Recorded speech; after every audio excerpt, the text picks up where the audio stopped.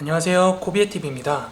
오늘 제가 준비한 무서운 이야기는 한 여성분께서 반지하 원룸에서 겪었던 사건을 준비했습니다. 오늘 이야기 굉장히 소름 돋으니까 집중해서 한번 잘 들어보시기 바랍니다. 그리고 오늘은 쿠키 영상이 준비되어 있으니까요, 이야기 끝나고 쿠키 영상도 한번 봐주시면 감사하겠습니다. 한 여성분께서 이제 서울 내에서 자취를 하기 위해서 원룸을 알아보고 계셨는데요. 서울이다 보니까 이제 지상층은 굉장히 좁은데 비싸고, 한참 동안 이제 본인의 경제력을 스스로 고민한 결과 리모델링을 끝마친 한 건물에 반지하로 입주를 하게 됩니다. 그 여성분이 입주한 건물의 구조를 잠깐 설명을 드리면요, 건물로 들어가는 정면 입구를 기준으로 좌측에는 주차장이 있고, 우측으로는 에어컨 실외기라든지 이제 쓰레기 같은 거 버리는 그런 담장이 존재했다고 합니다. 집이 반지하이긴 했는데 건물 정면이랑 우측으로 창문이 2개나 뚫려 있기도 했고, 건물 내부와 외부에 모두 CCTV가 이렇게 설치가 되어 있어서 그 여성분께서는 여자 혼자 살기에도 나쁘지 않겠구나 하고 입주를 결정하신 건데요. 보통 원룸에 입주를 하거나 혼자 살기 시작하면 다들 자기 방 되게 이쁘게 꾸미고 싶어 하잖아요. 그래서 이 여성분께서도 반지하라는 느낌을 지우기 위해서 이케아 같은 가구점에서 이쁜 가구도 사다가 이렇게 배치를 하고 집 안을 셀프 인테리어 한다는 기분으로 굉장히 이쁘게 집을 잘 꾸몄다고 합니다. 그런데 이 여성분이 입주를 하고 나서 얼마 되지 않아서 이상한 일들을 겪기 시작하는데요.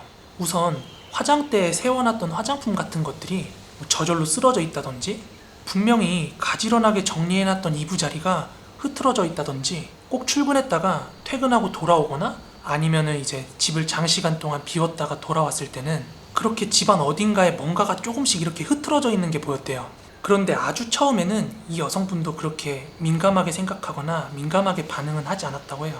그렇잖아요. 사실 뭐 화장품 같은 거 한두 개 쓰러져 있다고 해도 뭐 화장대가 흔들렸었나? 뭐 요 정도로 생각하지, 누가 인위적으로 쓰러뜨려 놨다고 바로 그렇게 생각을 하진 않잖아요. 그런데 이 여성분께서 집에서 나가기 전에 완벽하게 집안을 청소해 놓고 나갔다 들어온 다음 날도 그렇게 화장품이나 물건 같은 게 쓰러져 있다든지 이불이 흐트러져 있는 걸 보고, 아, 이게 뭔가 좀 이상하구나 하고 인지를 한 거죠. 그런데 또 막상 분실되거나 없어지거나 하는 물건은 하나도 없었다고 합니다. 그런데 어느 하루였습니다.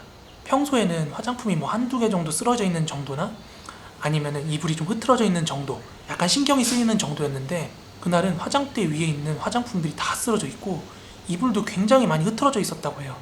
그런데 서울 한복판에서 지진이 났을 리는 없으니까, 그래가지고 이 여성분은 내 방에 누군가 들어왔었구나 라고 생각을 한 거예요. 불안해가지고 이제 건물주분께 전화를 해가지고 자초지종을 설명하고 CCTV를 같이 확인을 하자고 했대요. 건물주분께서 흔쾌히 허락을 해주셔가지고 같이 CCTV를 열람했다고 합니다. 그런데 자기가 나갔다가 들어오는 그 시간 동안 아무도 본인 집에 들어오고 나간 흔적이 없는 거예요. 찍힌 게 아무것도 없었던 겁니다. 아마 이쯤에서 뭐 침대 밑에 노숙자가 살고 있던 얘기, 뭐 이런 거 상상하시는 분들도 있을 텐데요. 아쉽게도 그런 얘기는 아니고요. 계속 마저 이야기를 하자면, 하루는 이 여성분께서 그 찝찝한 기분을 도저히 지울 수가 없었다고 합니다. 그래서 그 여성분께서 외출하기 전에 집안에다가 본인이 가지고 있던 디지털 카메라로 영상을 녹화하기 시작했다고 해요. 그 다음에 잘 보이지 않는 곳에 그 디지털 카메라를 숨겨놓고 외출을 하게 됩니다. 그리고 그 여성분께서 퇴근을 하고 와가지고 그 디지털 카메라를 확인을 했대요. 물론 디지털 카메라는 용량이나 배터리 한계 때문에 꺼져 있었고요. 모두 촬영된 건 아니지만 상당히 오랫동안 촬영이 돼 있었다고 해요. 그래서 그 여성분께서 그 영상을 스킵 하면서 누가 들어온 흔적은 없는지 이런 걸 살폈다고 해요. 그런데 아무것도 찍힌 게 없더래요. 그리고 희한하게 그날은 집안에 쓰러진 물건 같은 거, 흐트러진 것도 하나도 없었다고 합니다. 그 이후에도 마치 그 여성분을 놀리기라도 하듯이 카메라를 그렇게 설치해놓고 간 날은 흐트러지거나 쓰러진 물건이 전혀 없었다는 거예요. 그러던 어느 하루였습니다. 이 여성분께서 꿈을 하나 꿨는데요. 그 꿈속에서 여성분이 자기 자취방에서 그 침대에 누워 있었다고 해요. 그런데 본인 집 현관 그 신발장 앞에서 웬 여자가 서 있더라고 합니다.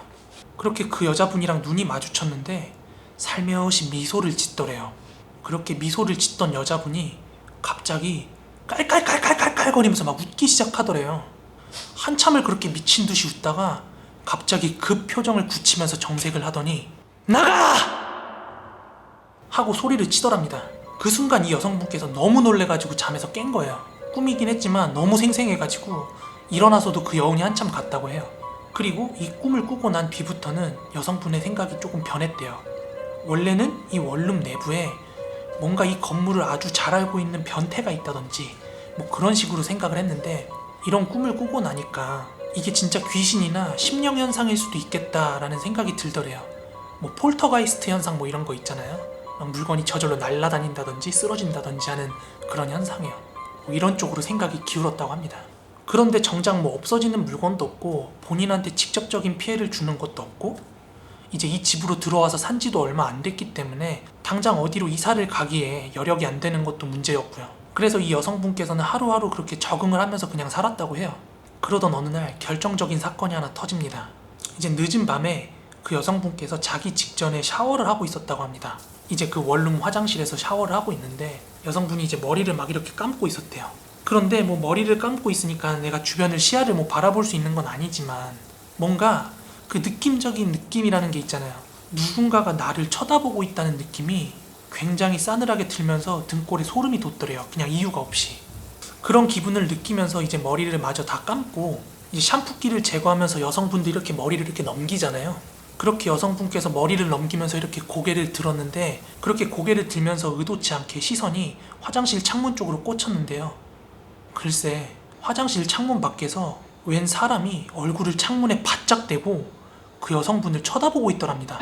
물론 화장실에 설치되는 그런 창문은 반투명 창문이라서 안을 들여다볼 순 없는데 바깥의 가로등 불빛이랑 이렇게 그림자 때문에 이게 분명히 사람 얼굴이라는 걸 인지를 할 수가 있었대요. 그래서 그 순간 놀라가지고 그 여성이 비명을 확 지르는데 그 얼굴이 확 사라지더랍니다. 그 놀란 여성분께서는 이제 방으로 나와가지고 물기만 대충 닦고 경찰서에 연락을 한 거예요. 그리고 건물주한테까지 전화를 했다고 합니다. 그 여성분은 놀라고 진정도 안 되고 화도 나는 상황이었지만 한편으로는 좀 개운한 느낌이 동시에 좀 들었다고 합니다. 왜냐하면 지금까지 뭔가 자기를 괴롭히던 게 심령 같은 게 아니라 뭔가 변태 새끼의 소행이라는 생각이 확 들고 나니까 개운하더래요. 이제 CCTV를 보고 그 새끼를 잡으면 되는 거니까. 그래서 경찰이랑 집주인분이랑 그렇게 대동을 해가지고 같이 CCTV를 열람을 했다고 합니다. 그런데요, CCTV 아무것도 잡힌 게 없답니다.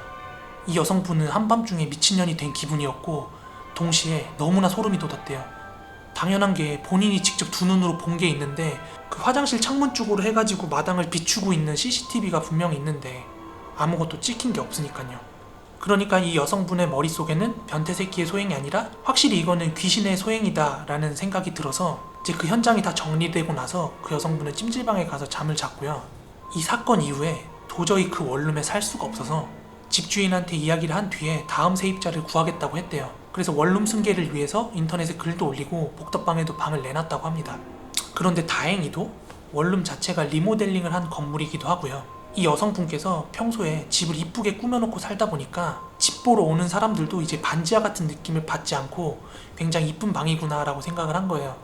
그래서 집을 보러 온 한 여성분께서 바로 이사를 오고 싶다고 해가지고 다행히도 빠르게 다음 세입자를 구하게 됩니다. 그래서 이 여성분께서는 보증금 같은 거 돌려받고 이제 도망치듯이 그 집을 나왔다고 해요. 그리고 나서 한동안은 이제 부모님 집에서 생활을 하게 됩니다. 근데 자취해서 혼자 생활하는 것도 좋지만 막상 이제 반값 나갈 일도 없고 부모님이 알아서 밥도 챙겨주시고 하니까 너무 좋았다고 합니다. 그렇게 평범한 일상을 누리고 있었다고 해요. 그런데요, 그렇게 한 달 정도 지났나? 모르는 번호로 전화가 오더래요. 처음에는 모르는 번호라서 이걸 받을까 말까 하다가 전화를 받았다고 합니다. 전화를 받았는데 다름 아니라 그 원룸에 새로 들어왔던 세입자분이었대요. 네, 여보세요? 네, 땡땡빌라 105 승계받은 사람인데요. 아, 네, 안녕하세요. 혹시 무슨 일로 전화 주셨어요? 다름 아니라 제가 여쭤볼 게 하나 있거든요. 네? 어떤 거요? 혹시요, 이 집에 대해서 뭐 아시는 거 없으세요? 네? 그게 무슨 소리예요? 아니요, 여기 사실 적에 무슨 일 없으셨냐고요. 누가 죽거나 다치거나 그랬어요?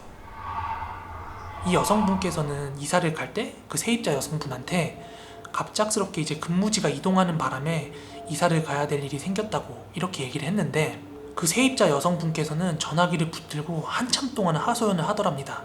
자기가 겪은 일에 대해서요. 이 여성분께서는 무슨 사연인지 다 알고 있었지만 차마 그런 일 때문에 나온 거라고 말을 할 수가 없더래요. 그리고 나서 그 세입자분께서는 완전히 기운이 빠진 채로 네, 알겠습니다 하고 전화를 끊는데 그 세입자의 한숨 때문에 너무나도 미안했다고 합니다. 네, 오늘의 이야기는 여기까지고요. 이제 쿠키 영상만 남았는데요. 그럼 바로 보러 가시죠. 여러분께서 불 꺼진 방에서 혼자 무서운 얘기 같은 거 하면 무섭지 않느냐? 뭐 이렇게 질문을 해주시는데요. 사실 이 저녁 시간이 아니면 제가 시간이 안 납니다. 뭐 촬영을 할 수 있는 시간이라든지 편집을 할 수 있는 시간이요. 지금 밖에 오토바이 소리가 살짝 들릴 거예요. 근데 제가 이른 저녁에 촬영을 하려고 해도 저런 오토바이 소리라든지 소음 같은 게 많이 끼기 때문에 사실 레코딩도 그렇고 편집도 그렇고 지금밖에 할 시간이 없습니다. 이 밤늦게밖에요. 그리고 뭐 이런 귀신 사진 같은 것도 매일 보다 보니까 익숙해지더라고요. 그래서 이 커튼이 막 많이 흔들리는데 뭐 귀신 있는 거 아니냐 뭐 이런 말도 하시는데요. 사실 우리 집 강아지가 저 커튼 물어 뜯는 거예요. 지금 그림자 때문에 또 어이구 그림자. 보면 지금 이 위치가 불이 들어오면은 완전 그냥 밝거든요. 그런데 여기에 마치 누군가가 서 있는 것처럼 그림자가 드리워져 있는 거예요. 여기 보면은 낭떠러지라서 아무것도 없어야 되거든요. 보면 여기가 낭떠러지라서 뭔가 서 있거나 할 수가 없는데 여기 그림자가 드리워져 있어가지고 제가 문을 열었거든요. 문을 열었다 완전 기절할 뻔했잖아요. 뭐냐면 여기 잘 보면 나무가 있어요. 이게 열대 지역에서 자라는 나무라 이파리가 되게 크거든요. 저기 이파리가 떨어져가지고 여기 전선에 걸려 있었던 건데 밤에 그냥 별 생각 안 하고 문 열었는데 저기 뭔가 목매단 것처럼 사람이 서 있는 것처럼 대롱대롱 거리고 있어가지고 또 때마침 무서운 이야기도 끝나고 난 상태에서 문을 열었는데 여기 이렇게 나뭇잎이 걸려 있으니까 와 그땐 진짜 찰나의 순간이었지만 정말 숨 넘어가는 줄 알았습니다. 제 촬영 환경입니다. 네, 그럼 쿠키 영상은 이쯤에서 마무리하겠습니다. 그럼 여러분들 좋은 밤 되시고요. 다음 영상에서 뵐게요. 감사합니다. 때는 제가 군대를 제대한 직후였어요. 제대하고 오랜만에 만난 친구들이랑 공원에서 밤늦게 배드민턴을 치고 집으로 돌아가는 길이었습니다. 저희 집 아파트 단지 앞에 큰 대로변이 하나 있었는데요. 신호등에 초록불이 깜빡깜빡거리고 있어서 그 신호에 건너기 위해서 전력으로 뛰었어요. 그런데 그때 저도 주위를 살피지 않은 잘못이 있었지만 사람이 없을 거라고 생각하고 그대로 주행하고 있던 그랜저 한 대에 제가 치이고 맙니다. 그렇게 저는 한밤중에 구급차에 실려가게 되었습니다. 저는 차에 맨몸으로 치인 거에 비해서 조금 덜 다치긴 했는데 그래도 갈비뼈 몇 대가 부러지고 디스크가 다 터져가지고 한동안 병원 신세를 지게 됩니다. 처음에 수술을 끝내고 나서는 저는 2인실에 배정이 되었어요. 당시 저랑 같은 병실에 웬 할아버지 환자분이 계셨어요. 그런데 제가 아픈 와중에 그 할아버지는 시도 때도 없이 주무시는데 정말 코골이가 너무 심했어요. 그래서 입원을 하고 처음 2, 3일 동안은 밤에 제대로 잠도 못 잤습니다. 그렇게 시끄러우면 1인실 가면 될 거 아니냐 이렇게 말씀하실 수도 있는데요. 2인실만 하더라도 하루 병실료가 어마어마하게 청구가 됩니다. 아무튼 그렇게 2, 3일 정도 코골이에 고통을 받다가 4인실에 자리가 났다고 해서 저는 4인실로 이동을 하게 됩니다. 그때 저는 수술을 끝낸 지 얼마 안 된 상태라서 몸을 일으킬 수가 없어서 침대에 누워있는 상태로 병실을 이동했는데요. 드라마나 영화에서만 보던 장면을 실제로 제가 겪고 있으니까 아픈 와중에 신기하더라고요. 제가 들어간 4인실은 창가 쪽에 침대 2대, 그리고 문 쪽에 침대 2대가 있는 구조였어요. 그리고 저는 창가 쪽 제일 안쪽 자리로 들어가게 됩니다. 4인실은 사람이 더 많았지만 오히려 조용해서 조금 더 살만했어요. 유일한 소음이 있다면 같은 병실에 있던 한 식물인간 환자분이었습니다. 나이는 한 30, 40대 정도로 보이는 남성분이었는데요. 들어보니까 무슨 의료사고 비슷한 걸로 그렇게 되셨다고 그러더라고요. 그리고 그분은 당시에 문 바로 앞쪽에 있는 침대에 계셨어요. 그리고 저의 이목벌 정도로 되어 보이는 그 환자분의 두 부모가 매일매일 번갈아 가면서 그 환자를 케어하고 있었습니다. 그 환자는 눈을 뜨고 의식이 붙어 있긴 했지만 스스로 할 수 있는 것이 아무것도 없었어요. 그래서 음식 같은 것도 목에 내어놓은 구멍 같은 데다가 관을 넣어가지고 두유였나? 아무튼 그런 미음 같은 거를 이렇게 먹이시더라고요. 그런데 이런 식물인간 상태의 환자가 무슨 소음이냐고요? 정확하게는 기억이 안 나는데 하루에 한 두세 번? 세네 번 정도 그 환자의 목에 가래가 끼면 호흡이 제대로 안 되니까 막 정말 숨이 넘어갈 정도로 기침을 해요. 식물인간 상태인 환자임에도 불구하고요. 그래서 그때마다 목에 있는 구멍을 통해서 주황색 관을 넣어서 가래 같은 걸 인위적으로 빼주시던데요. 그거를 뭐 석션이라고 그러더라고요. 그런데 한 새벽 2, 3시 무렵 고요한 밤에 잘 자고 있는데 매일 밤마다 꼭 한 번씩 그 숨이 넘어가듯 쇠 긁는 소리가 나는 그런 기침 소리 때문에 저는 매일 밤 잠에서 깨야 했어요. 물론 그 환자의 부모도 한밤중에 잠에서 깨서 마치 4, 5살 아이를 달래듯이 그 환자를 달래면서 석션을 하시곤 했습니다. 솔직히 푹 자고 싶은데 매일 밤 그런 기습적인 기침 소리에 잠에서 깨다 보니까 짜증도 나더라고요. 그렇지만 그 환자의 부모님께서는 거의 24시간 내내 병원에 계셨거든요. 그러니까 저를 비롯해서 주변에 있는 환자분들 좀 힘들 때마다 도와주시곤 했거든요. 그래서 짠한 마음과 고마운 마음도 함께 가지고 있긴 했어요. 그렇게 며칠이 지났습니다. 저는 응급수술을 한 뒤로 며칠 동안 일어나지 못하고 누워만 있었는데요. 마침내 처음으로 몸을 일으켰던 날이에요. 부모님이랑 간호사분의 도움에 의지하여 몸을 일으켰는데요. 오랜만에 몸을 일으키니까 현기증이 엄청나게 몰려오더라고요. 처음엔 식은땀이 날 정도로 현기증이 몰려왔는데 한 2, 3번 정도 그렇게 몸을 더 일으키고 나니까 괜찮아지더라고요. 그때 비로소 그 환자분을 자세히 볼 수가 있었는데 정말 뼈만 남았다고 해도 될 정도로 앙상하시더라고요. 아무튼 침대 위에서 소변통에다가 소변을 보던 저도 그날부터는 비록 엉금엉금이긴 하지만 직접 걸어서 화장실에 다닐 수 있게 되었습니다. 그러던 어느 하루였습니다. 병원에서 작은 소동이 있었는데요. 그날 저는 병실에 틀어져 있는 TV에 드라마를 시청하고 있었습니다. 그런데 웬 아주머니 하나가 저희 병실 문 밖에서 계속 막 기웃기웃거리시는 거예요. 뭔가를 확인하려는 듯이. 처음에는 누구 찾는 사람 있나? 이렇게 생각을 했는데 벼랑간에 저희 병실 문에 걸쳐서는 그 움직이지도 못하는 환자를 보면서 막 성질을 내면서 욕을 하는 거예요. 이 개같은 놈이 어디서 사람을 그렇게 괴롭혀? 저리 안 꺼져? 그만하면 됐어! 막 이렇게 호통을 치면서 소리를 지르는 거예요. 그렇게 그 아줌마가 소란을 피우니까 그 환자 보호자랑 간호사분들이 그 아줌마를 막 떼어놨어요.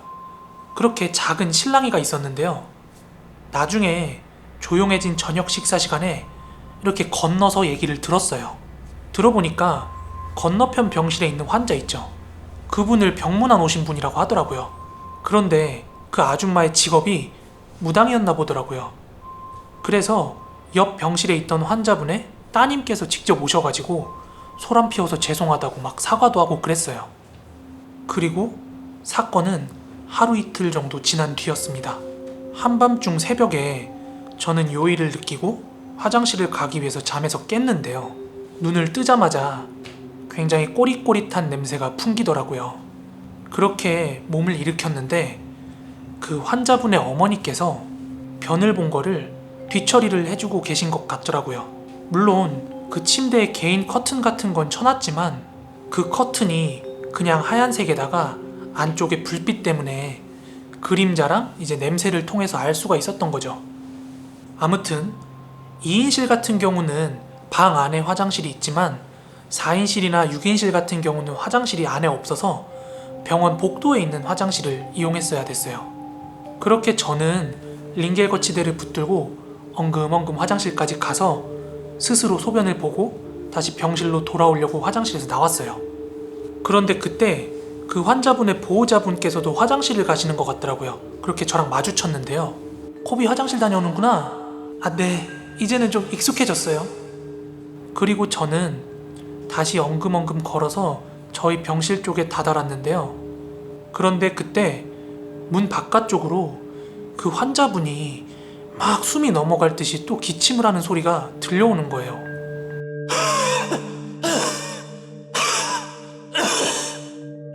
그리고 제 시야가 병실 안쪽을 보게 되었을 때는 정말 충격적인 장면을 보고야 맙니다. 웬 남자 하나가 그 환자의 배 위에 올라타서는 얼굴을 아주 가까이 마주댄 채로 목을 조르고 있는 거예요.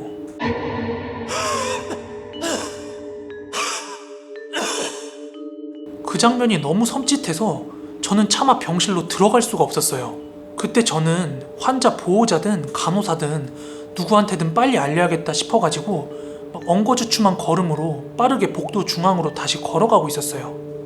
그때 화장실에서 나오시는 환자의 부모님을 보고 제가 그 형님 지금 막 기침하신다 이렇게 말씀을 드렸더니 어머니께서 빠르게 병실로 돌아가셨어요. 저는 천천히 뒤따라가서 다시금 문 쪽으로 해서 그 병실을 들여다봤는데요. 그때는 이미 그 형체가 사라진 뒤였습니다. 너무 무섭지만 동시에 제가 계속 서 있는 거에 부담을 느끼고 있어가지고 마지못해서 병실로 들어가서 제 침대에 누웠어요. 그날은 차마 잠이 오지 않아서 누워있는 채로 아이패드를 막 만지작거리고 있었는데요. 그때 그 이틀 전에 소동이 떠오르는 거예요. 그 병문안 왔던 무당 아줌마가 그 환자분을 보고 막 욕하고 호통을 친 건 그 환자분한테 그런 게 아니라 그 위에 있던 남자의 형태한테 그랬던 게 아닐까, 그런 생각이 들더라고요. 그렇게 저는 약 10일 정도 더 있다가 퇴원을 했는데요. 퇴원하기 전까지 매일 밤 그 기침 소리를 들을 때마다 혹시나 귀신이 있는 건 아닐지 마음을 졸이곤 했습니다. 지금 저는 완전히 다 나아서 몸 건강히 잘 지내지만 도대체 그 환자한테 어떤 사연이 있길래 그랬던 건지 아직도 궁금하기만 합니다. 30대가 된 지금은 영적인 존재를 본다든지 아니면 미스테리한 일들을 겪고 있진 않지만 제가 어렸을 때부터 20대 후반까지는 기이한 것들을 보고 느끼는 경우가 굉장히 많았습니다. 제가 소위 말하는 귀신이라는 걸 처음 목격한 건 중학교 2학년 때입니다. 저는 고향이 전라남도 해남 출신이에요. 시골은 서울이나 다른 대도시랑 다르게 할 게 그렇게 많지가 않고 게다가 시골 학교는 선후배 관계가 굉장히 빡세거든요. 그래서 조금 부끄러운 얘기지만 어릴 때부터 일찍 발랑 까져서 술이랑 담배를 하기 시작했습니다. 하루는 학교가 끝난 뒤에 친구들과 동네 초등학교에 모여가지고 볼을 한번 차고 다 같이 담배를 피우고 있었어요. 초등학교 옆에는 조그만한 대나무밭 같은 게 있었어요. 그리고 그쪽으로 오솔길 같은 작은 언덕길이 하나 있었습니다. 그 대나무밭 언덕길은 예로부터 동네에서는 도깨비 언덕이라고 불렀어요. 그 근처에서 담배를 피우고 있었는데요. 동네에 사시는 옛 어르신들 말씀이 밤늦게 그 언덕길을 오가는 사람들이 도깨비한테 홀린다든지 아니면 도깨비를 목격하는 일이 있었기 때문에 자연스럽게 그곳이 도깨비 언덕으로 불리게 되었다고 하더라고요. 그리고 이 대나무밭 언덕길 아래쪽에는 굉장히 큰 나무가 한 그루 떡하니 서 있었습니다. 그런데 그 나무의 두꺼운 줄기 한쪽으로 밧줄이 하나 매달려 있었어요. 그런데 그 밧줄이 나무에서 이어지다가 중간에 끊어진 것 같은 모양을 하고 있었어요. 그때까지만 해도 이게 들려오는 소문이라든지 약간 카더라 같은 느낌이었는데 예전에 한 젊은 여자 하나가 그 나무에서 목을 메고 스스로 목숨을 끊은 일이 있었다고 합니다. 그 여성분을 수습할 때 그 밧줄을 끊어낸 거고 그게 아직까지 남아있는 거라는 그런 말이 있었어요. 이야기는 여기서부터입니다. 당시 그 자리에 있던 친구들이 대략 6명 정도였던 걸로 기억을 해요. 그때는 가을이었고 시간은 해가 질 무렵이었는데 태양이 빨갛게 노을이 지고 있었어요. 그런데 친구 하나가 주변에서 뭔가 버려진 것 같은 애들 타는 세발 자전거 있죠? 그걸 어디서 주워온 거예요. 친구들 몇 명은 언덕에서 담배를 피고 있었고 나머지 친구들은 순서를 바꿔가면서 그 세발 자전거로 언덕을 슬라이딩 하면서 막 내려오는데 지들끼리 재밌다고 막 웃고 떠들고 난리를 피우고 있었습니다. 그러던 중에 저도 그 모양새가 꽤나 재밌어 보여가지고 저도 한번 타보려고 자전거를 들고 언덕 꼭대기까지 올라갔어요. 그렇게 언덕 끝에서 저는 세발 자전거로 내려오기 시작을 했어요. 그런데 제가 내려오기 전부터 이미 서로들 웃음보가 터져 있는 상태라서 제가 내려올 때도 막 친구들이 깔깔거리는 소리가 들렸어요. 그렇게 언덕길을 빠르게 내려오고 있는데 친구들이 서 있던 자리를 지나칠 때쯤에 제가 고개를 돌려서 친구들이 있는 방향을 봤어요. 그런데 아직도 제 머릿속에는 그 장면이 뭔가 슬로우 모션 돌아가듯이 기억에 생생한데요. 제가 본 건 친구들이 서 있던 대나무 밭의 중간, 하얀 소복을 입은 긴 생머리의 여자가 쭈그리고 앉아서는 저를 바라보고 있더라고요. 진짜 이런 상황을 겪어보지 않은 분들은 모르실 텐데요. 그 순간 숨이 턱 하고 막히더라고요. 그렇게 그 짧은 찰나의 순간에 그 형태를 목격하고 나서 저는 너무 놀래가지고 세발자전거의 손잡이를 놓쳐서 저는 언덕 다 내려왔을 때쯤에 넘어졌어요. 그 언덕의 경사가 아주 심하진 않았거든요. 그런데 제가 핸들을 놓고 넘어져 버리고 땀까지 삐질삐질 흘리고 있으니까 친구들이 저한테 뭐하냐고 막 깔깔거리면서 놀리는 거예요. 그렇게 저는 넘어졌던 자리에서 다시 일어나서 흙을 좀 털어내고 다시 수습을 한 뒤에 아까 그 방향을 자연스럽게 다시 쳐다봤어요. 그런데 아무것도 없더라고요. 그 당시 저는 제가 헛것을 봤다고 전혀 생각을 하지 않았기 때문에 굉장히 겁에 질려 있는 상태였어요. 그래서 친구들한테 빨리 와보라고 한 다음에 문방구가 있는 곳까지 갔어요. 그리고 친구들한테 야, 너희들 진짜 아무것도 못 봤어? 야, 구라까지 마. 보긴 뭘 봐. 친구들은 굳건하게 그 자리에는 우리 말고 아무도 없었다. 거짓말 치지 말라면서 오히려 저한테 뭐라고 하더라고요. 그렇게 완전히 해가 저물어 갈 때쯤 친구들과 헤어지고 집에 가는 내내 생각을 해봤는데요. 도대체 내가 본 건 뭐였을지, 혹시 그 동네에 돌고 있는 스스로 목숨을 끊은 그 여성에 대한 소문이 사실인가? 만약에 그게 사실이라면 나는 그 혼령을 본 건가? 이런 막 혼란스러움이 찾아오더라고요. 저는 아직도 제가 봤던 그 혼령의 모습을 정확히 기억을 해요. 하얀 옷과 긴 머리, 그리고 얼굴에 눈, 코, 입은 아무것도 보이지가 않았어요. 그걸 목격한 뒤로 저는 그 언덕에 두 번 다시 가지 않았어요. 하지만 여기서 끝이 아니에요. 그 이후에 친구들은 어른들의 눈을 피해서 다시 담배를 피려고 그 언덕에 가자고 했어요. 그런데 말씀드린 대로 저는 거기서 제가 본 게 있기 때문에 친구들한테 오늘은 내가 집에 일찍 가겠다고 하고 친구들이랑 헤어지고 일찍 집에 돌아왔어요. 그리고 다음 날이 돼서 저는 학교에 갔어요. 그런데 어제 그 도깨비 언덕에 갔던 친구들 중 하나가 저한테 오더라고요. 그리고는 저한테 이렇게 얘기를 합디다. 야, 너 저번에 우리한테 봤다고 했던 여자 귀신 그거 거짓말 아니지? 거짓말한 거 아니지, 그치? 그냥 딱 그 질문을 듣자마자 아, 이 녀석도 봤구나 이런 생각이 들더라고요. 왜? 봤냐? 이어지는 친구의 말은 이렇습니다. 어제 친구들끼리 다 같이 도깨비 언덕으로 갔을 때 여느 날처럼 담배를 피면서 그냥 시시껄렁한 얘기를 나누고 있었대요. 그런데 친구들 무리가 서 있는 저 편에서 하얀 소복인지 원피스인지 모르겠는 옷을 입은 한 여자가 친구들이 있는 방향을 쳐다보고 있더래요. 그래서 이 친구가 반사적으로 친구들한테 야 얘들아, 쟤 뭔데 우리 꼬나보냐? 이렇게 얘기를 했는데 아, 보긴 누가 봐. 이렇게 다른 친구들은 아무것도 보지 못했대요. 그때 이 친구는 제가 뭔가 귀신 같은 걸 봤다고 한 게 생각이 난 거예요. 야, 너희들 진짜 아무것도 못 봤어? 그때부터 얘도 뭔가 오싹한 기분이 들어서 최대한 모른 척을 하고 그걸 의식을 하지 않으려고 했대요. 그렇게 적당히 담배를 다 피우고 마을로 다시 내려오고 있는데 친구들 다 같이 그 언덕 아래에 있는 큰 나무 옆을 지나오고 있는데 이 친구의 측면 시야 쪽으로 사람 다리로 보이는 무언가가 대롱대롱 매달려 있는 게 보였다고 합니다. 얘는 이 순간 정말 도망가고 싶고 비명도 지르고 싶었는데 끝까지 참고 그것을 의식하지 않고 지나갔다고 합니다. 그리고 다음 날이 돼서야 저한테 와서 지금 이 이야기를 해준 거고요.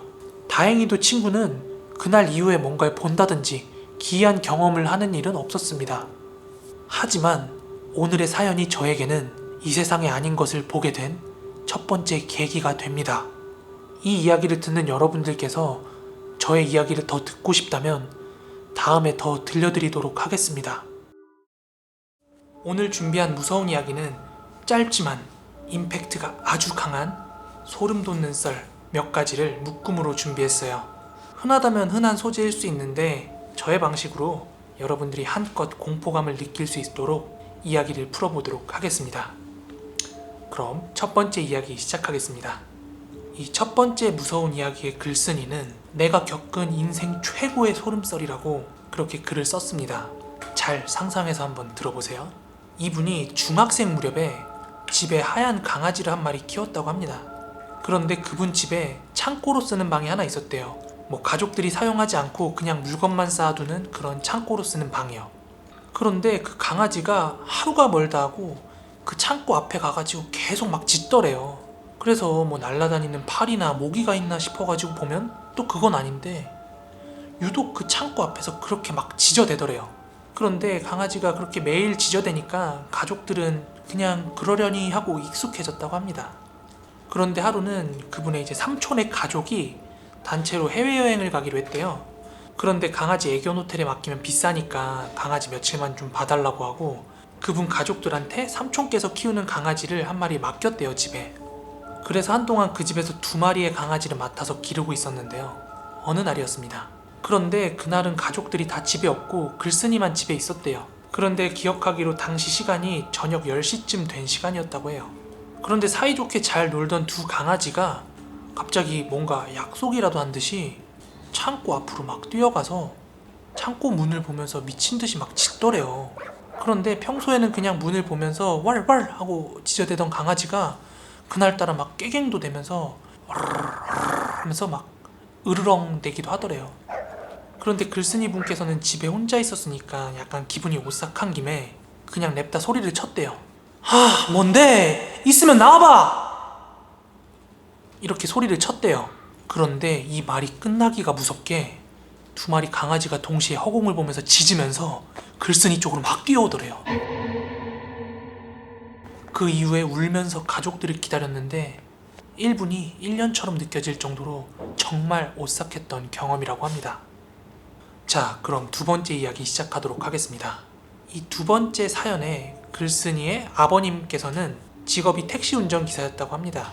그런데 아버지께서 활동하시는 지역이 대구 지역이었다고 합니다. 아버지께서 이제 손님을 태우려고 이제 시내를 도는 중에 한 여성분을 태웠다고 합니다.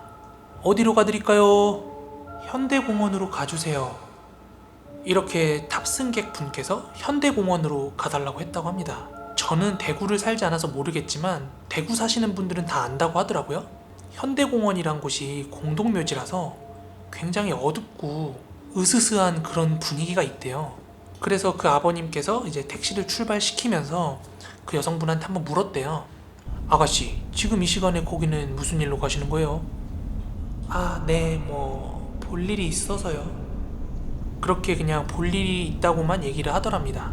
그렇게 아버님께서 운전을 해가지고 현대공원 근처에 거의 이제 도착을 해갈 무렵이었다고 해요. 그런데 뭔가 이 뒤통수 쪽이 싸한 느낌이 들어가지고 룸미러를 이렇게 올려다 봤대요. 그런데 뒷좌석에 앉아있던 그 여성이 온데간데 없이 사라졌답니다. 너무 놀래가지고 빨리 차를 돌려가지고 나가려고 이렇게 차를 돌리고 있었대요. 그렇게 차를 돌려가지고 나가는데 경비 아저씨가 이렇게 불러서 잠깐 차를 세우더래요.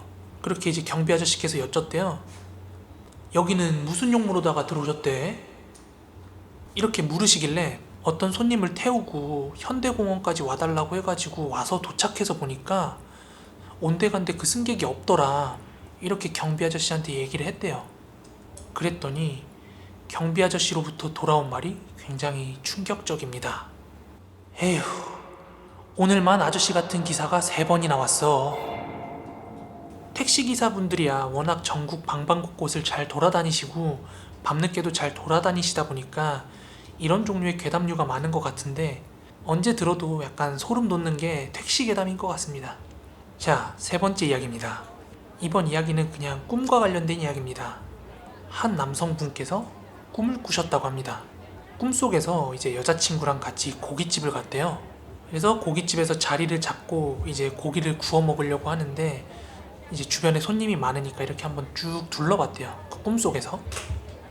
그런데 일반적으로 고기를 먹을 때 상추에 고기를 올리고 마늘도 올리고 된장도 올리고 그렇게 쌈을 싸먹잖아요. 그런데 거기 있는 모든 손님들이 고기 위에다가 상추를 올리고 모든 행동을 거꾸로 하더랍니다. 그 남성분께서는 꿈이었지만 이게 직감적으로 저 사람들이 정상은 아니다, 분명히 귀신이다, 이런 생각이 든 거예요. 그래서 고기를 굽기도 제 전에 여자친구한테 이제 나오자고 했대요. 그렇게 이제 여자친구를 끌고 나와가지고 사정 설명을 했대요. 자기야, 나 배고픈데 왜 나오자 그랬어? 야, 너 이상한 거 못 느꼈냐? 저 안에 있는 사람들 다 귀신이야. 상추에 고기를 싸먹는 게 아니라 고기에 상추를 싸먹고 하는 행동이 다 거꾸로잖아. 그거 귀신들이나 그렇게 하는 행동이라고. 이렇게 여자친구한테 상황 설명을 했대요. 그랬더니 여자친구가 이렇게 반응을 하더랍니다. 우와, 오빠 대박 신기하다 하면서 손등으로 박수를 치더랍니다.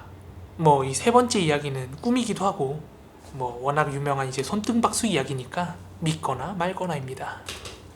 오늘의 마지막 이야기, 네 번째 이야기입니다. 이건 한 인터넷 커뮤니티에 실화라고 댓글을 남겨주신 이야기인데요. 글쓴이 분께서 군대에 계실 때 한 10명 정도 되는 인원이서 산속 깊은 곳에서 근무를 했다고 합니다. 그런데 거기에 이제 병사들 사이에서 돌고 도는 소문 중에 하나가 밤에 숲속에서 알 수 없는 소리가 들린다, 뭐 요런 소리에 대한 괴담이었어요. 그런데 글쓴이 분께서 실제로 근무를 나가보니까 실제로 두부 장수가 겨울에 돌아다니면서 울리는 종 있죠. 그 딸랑거리는 종소리랑 웬 여자의 울음소리가 진짜로 들리더래요, 숲속에서. 그 소리가 희미하게 계속 이어졌다고 합니다. 그런데 기존에 거기서 근무를 서봤던 사람들은 낄낄거리면서 웃고 있고, 근무를 새로 나온 분들은 와, 야 이거 진짜 귀신이다, 야 이건 빼박 귀신이야, 이런 소리가 어떻게 나, 그렇게 이제 근무자들끼리 수군덕대면서 이거는 빼박 귀신이라고 그렇게 확신을 하고 있었대요. 그런데 뭐 군인들이 거기서 뭘 할 수 있었겠습니까? 그냥 그 소리를 들으면서 근무를 서는 거죠. 그러던 어느 날 이제 당직을 서는데 한 간부가 담배를 피러 밖에 나갔다가 그 종 딸랑거리는 소리랑 여자의 울음소리를 똑같이 듣게 됩니다. 그래서 그 간부분께서 도대체 저 소리가 뭐냐 하면서 병사들한테 물었대요. 그래서 이제 병사들은 그 간부한테 그랬대요. 저 귀신인 것 같다고. 그랬더니 간부는 에이씨 뭐 요즘 세상에 귀신이 어딨냐고 그런 식으로 치부를 하다가 한참 그렇게 이어지는 소리에 귀를 기울이더니 아 이거 진짜네 하면서 확인해보자고 하면서 그 병사들을 끌고 그 산속으로 들어갔대요. 그런데 그 글쓴이 분께서도 약간 궁금했던 찰나에 간부가 그렇게 으쌰으쌰해서 소리의 진원지를 찾아보자고 하니까 별 거부감 없이 같이 따라 나섰다고 합니다. 그렇게 산속으로 랜턴만 들고서 그 어두운 산속을 걸어가니까 굉장히 음침하고 소름이 돋더랍니다. 그렇게 이제 소리가 나는 방향으로 계속 걷다 보니까 점점 이제 그 소리가 가까워지더래요. 그렇게 소리의 진원지가 얼마 안 남았다고 판단이 되니까 간부가 덜컥 겁이 났나 봐요. 야, 여기 소름 장난 아니다, 우리 그냥 도망가자 이러더니 간부가 혼자 도망을 가려고 하더래요. 그런데 글쓴이 분께서는 그 간부를 붙잡고 여기까지 왔는데 한번 확인은 해봐야 되지 않겠냐 하고 확인을 해보자고 했답니다. 그래가지고 그 소리의 진원지를 향해서 조금 더 걸어갔는데 거기 산에 공동묘지가 하나 있었는데요. 그 공동묘지에서 진짜 하얀 옷을 입은 여자 하나가 무덤 앞에서 종을 쨍그랑 쨍그랑 쨍그랑 하면서 울리고 있더래요. 그 장면을 확인하고 미친 듯이 그 자리를 도망쳤다고 합니다. 그런데 그 군인분들께서 보신 게 귀신이든 사람이든 귀신이었어도 진짜 무서운 거지만 여자가 한밤중에 공동묘지에서 매일같이 그렇게 방울 땡그랑땡그랑 울리고 있는다는 게 사실 말이 안 되잖아요. 도대체 그 여자는 왜 그 밤중에 무덤가에서 종을 울리고 있었던 걸까요? 때는 유달리도 더웠던 4년 전의 어느 여름날이었습니다. 당시 저는 제주도에 살고 있었고 그랬기 때문에 제 주변에 있는 친구들도 모두 제주도에 거주를 하고 있었습니다. 저와 제 친구들은 며칠 동안 이어진 무더운 폭염에 한 친구네 집에서 죽치고 드러누워 있는 게 저희의 일상이었습니다. 이 친구는 전기세 생각 안 하고 에어컨을 펑펑 틀어놓고 생활을 했기 때문인데요. 그렇게 각자 누구는 컴퓨터 게임을 하고 있고 누구는 스마트폰을 하고 있고 이런 와중에 한 친구가 바닷가에 가자고 얘기를 하더라고요. 저희는 며칠째 친구네 집에서 방콕을 하면서 영화를 보고 게임을 하는데 질려가지고 그렇게 하자고 흔쾌히 수락을 했습니다. 여러분들 아시다시피 제주도는 사방이 바다로 둘러싸여 있어요. 그래서 저와 제 친구들은 대충 옷을 걸쳐 입고 버스를 타고 제주도에 있는 함덕해수욕장이라는 곳으로 놀러를 갑니다. 저희는 주변에 있는 편의점에 들려서 소주랑 맥주 그리고 과자거리를 좀 사가지고 술 마실 장소를 찾아다니고 있었어요. 저를 포함해서 친구들은 남자 5명이었기 때문에 평소 같았으면 그냥 편의점 앞에서 노가리 까면서 한 잔 두 잔 하고 말았을 텐데 그날따라서 파도 소리가 너무 시원한 거예요.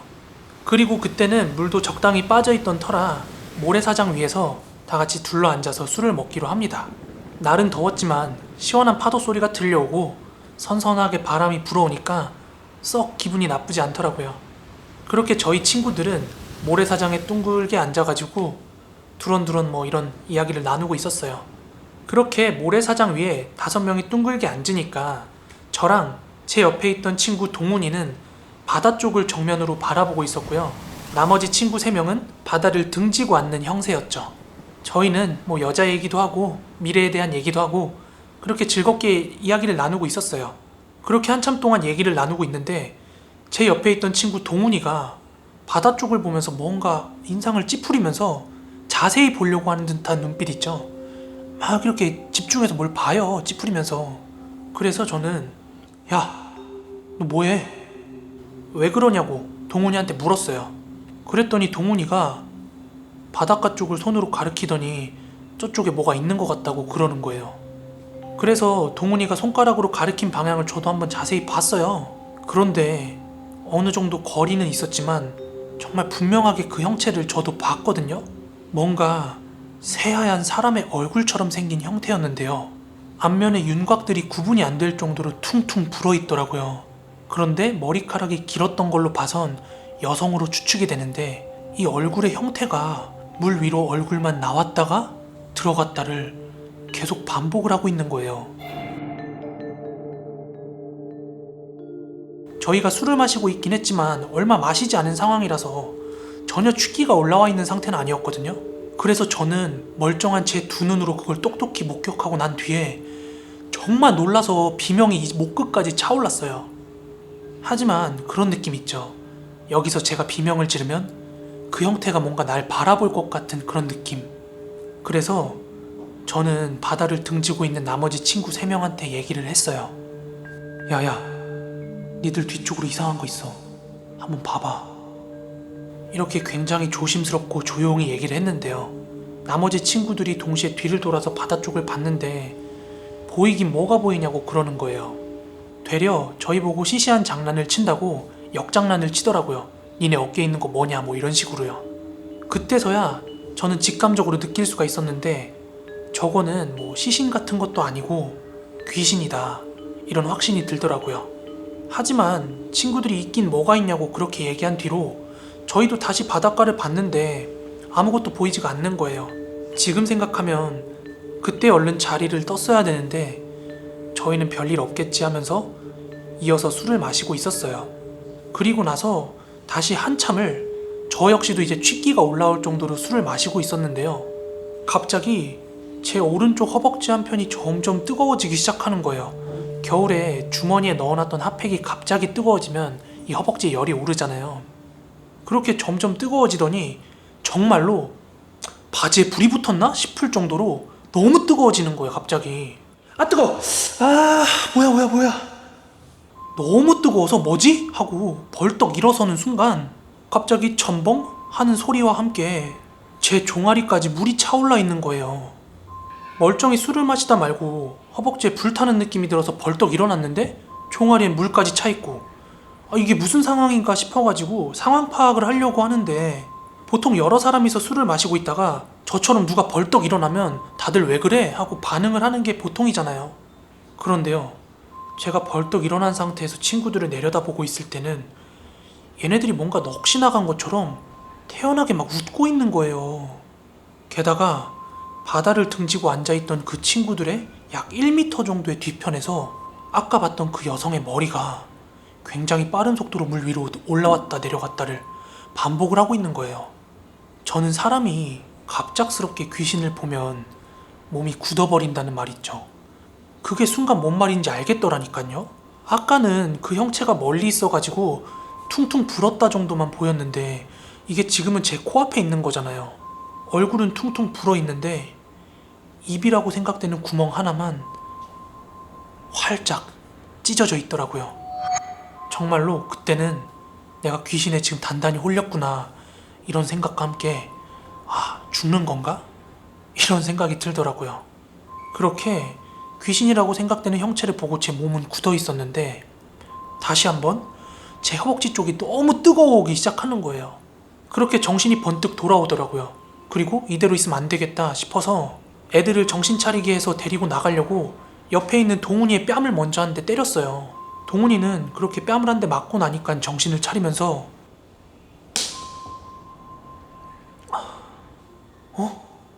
야 이거 어떻게 된 거야? 야 이거 뭐야? 뭔가 이러면서 꿈에서 깬 것 같은 반응을 보이는 거예요. 그런데 상황이 너무 긴박했기 때문에 설명하고 자실 것도 없이 우리 뭐 된 것 같다고 애들 빨리 깨워서 데리고 나가야 된다고 하면서 동훈이랑 애들을 차례차례 이제 때려가지고 깨웠어요. 그렇게 남은 친구들을 억지로 일으켜 세운 다음에 육지 쪽으로 막 달렸어요. 그렇게 저를 포함한 5명의 모든 친구들은 육지 밖으로 대피를 했고요. 제가 다시 한번 바다 쪽으로 고개를 돌렸을 때는 정말로 귀신을 한 번도 본 적 없는 사람이라면 감히 상상도 할 수 없을 정도의 끔찍한 얼굴로 그 여자 귀신이 입이 잔뜩 찢어진 채 미친 듯이 웃고 있더라고요. 그렇게 물 밖으로 나온 친구들은 가슴 아래파까지는 다 물로 젖어가지고는 야, 지금 우리 이거 뭐야? 조금 전까지 그냥 멀쩡히 술 마시고 있지 않았어? 이러면서 다 어안이 벙벙한 상태였어요.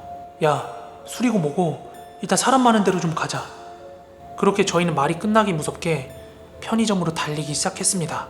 그렇게 남자 5이서 편의점 앞에서 오돌오돌 떨면서 조금 전 있었던 상황을 얘기를 하고 있었는데 이걸 뭐 경찰에 신고할 것도 아니고 다른 사람한테 말해봤자 믿어줄 것도 아니고 그래서 다 같이 정리하고 집으로 돌아가는 게 좋겠다고 얘기를 해서 택시를 잡으려고 했는데 저희가 택시를 타고 집을 가려면 돈을 지불을 해야 되는데 조금 전에 저희가 물속에 있었기 때문에 주머니에 있던 돈이나 지갑들이 다 젖어 있었기 때문에 그 편의점 앞에서 잠깐 돈을 말리면서 뭐 지갑 같은 걸 정리를 하고 있었어요. 그렇게 저도 젖어 있는 지갑이랑 그 안에 있는 돈, 카드, 소지품 등을 꺼내서 정리를 하고 있는데 예전에 할머니께서 지어주신 부적이 하나 있었거든요. 제가 지갑 속에 꽁꽁 넣어갖고 다니던 부적이요. 이 부적이 보이질 않는 거예요. 그런데 이 부적은 지갑 구석지에 꽁꽁 숨겨놨던 거라 물에 젖으면 젖었지 빠져가지고 흘러갈 리는 없었거든요. 그런데 그때서야 문득 생각이 나더라고요. 제 허벅지에 불타는 듯한 느낌이 들면서 정신이 바짝 돌아왔던 게 이 부적 때문은 아니었을까 하는 생각이요.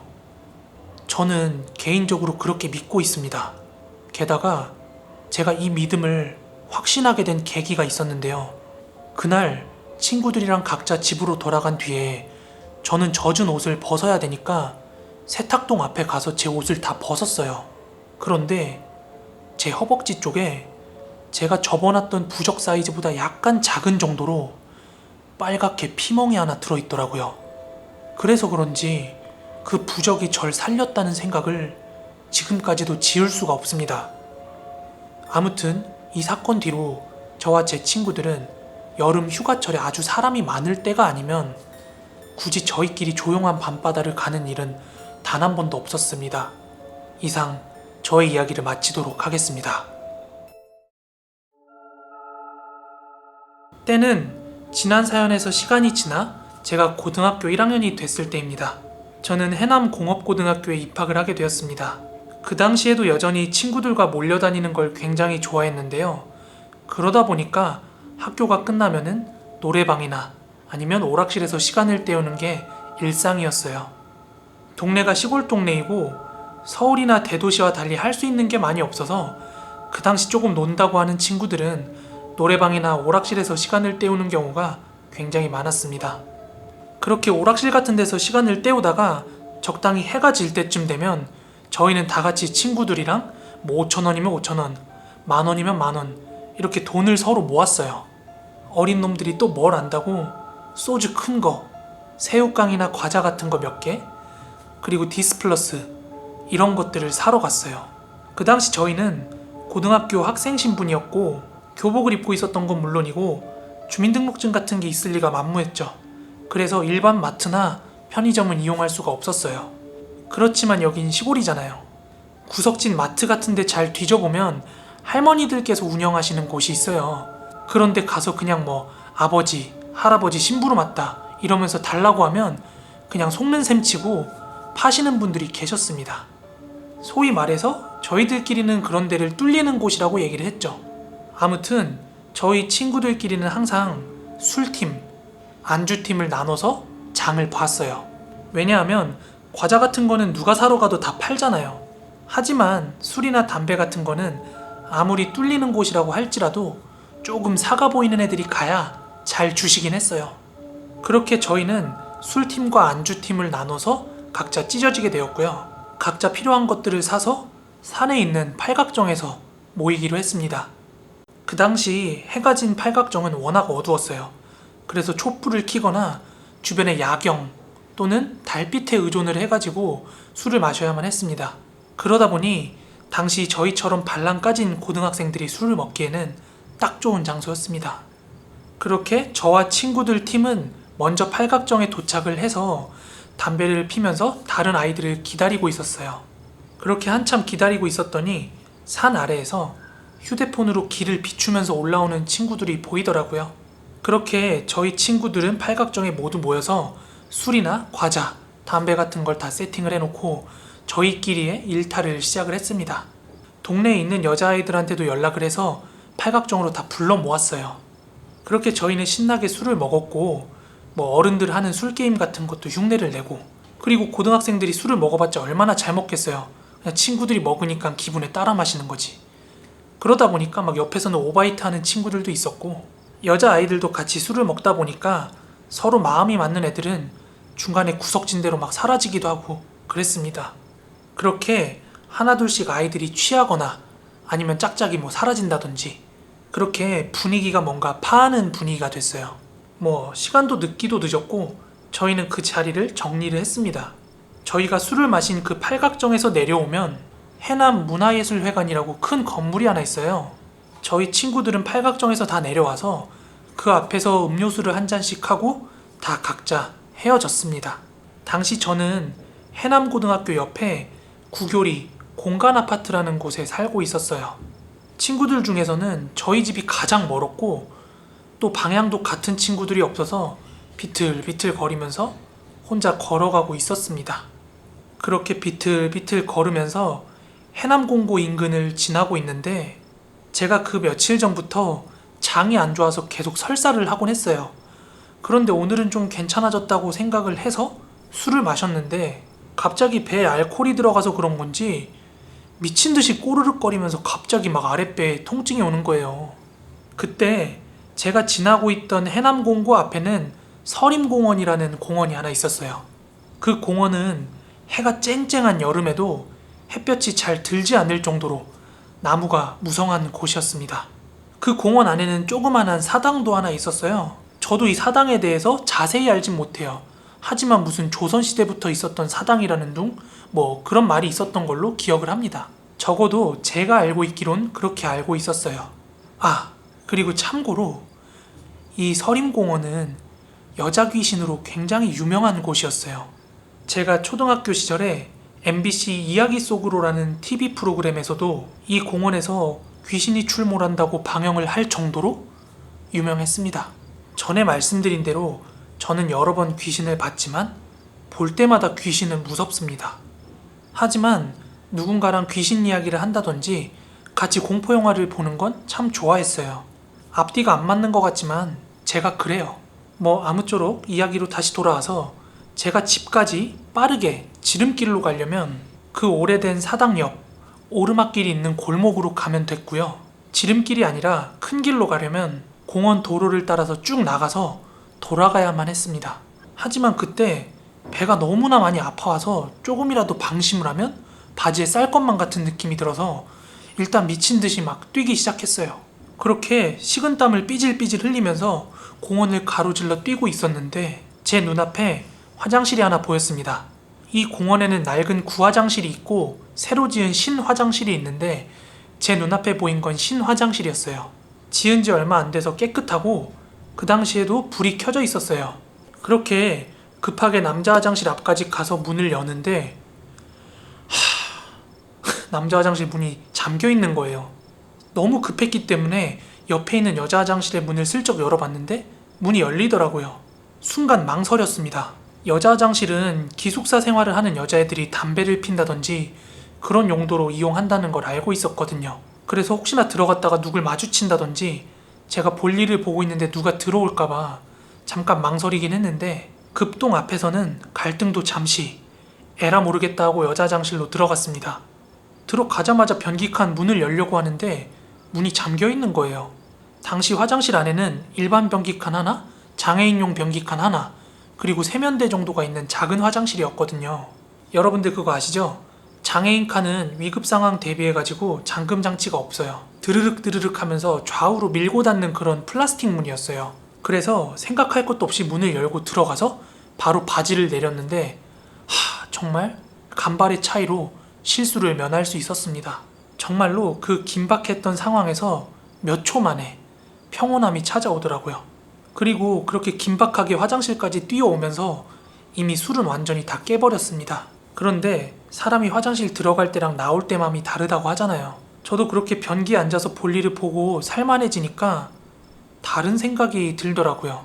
제 옆칸에는 인기척도 하나 없는데 왜 화장실 문은 사용 중으로 잠겨 있었는지 갑자기 궁금해짐과 동시에 약간 섬찟한 기분이 들더라고요. 그런 생각을 하던 중에 무의식적으로 고개를 들어서 화장실 벽 쪽으로 올려다봤는데요. 그때 저는 정말로 바지를 채 올리지도 못한 채 플라스틱 문을 박차고 나가서 미친 듯이 달리기 시작했어요. 정말 긴박하게 뛰면서 바지를 올리고 그렇게 뛰고 또 뛰었습니다. 그렇게 미친 듯이 집까지 달려가다가 잠깐 가로등이 하나 보여서 그 아래에서 숨을 고르고 있었어요.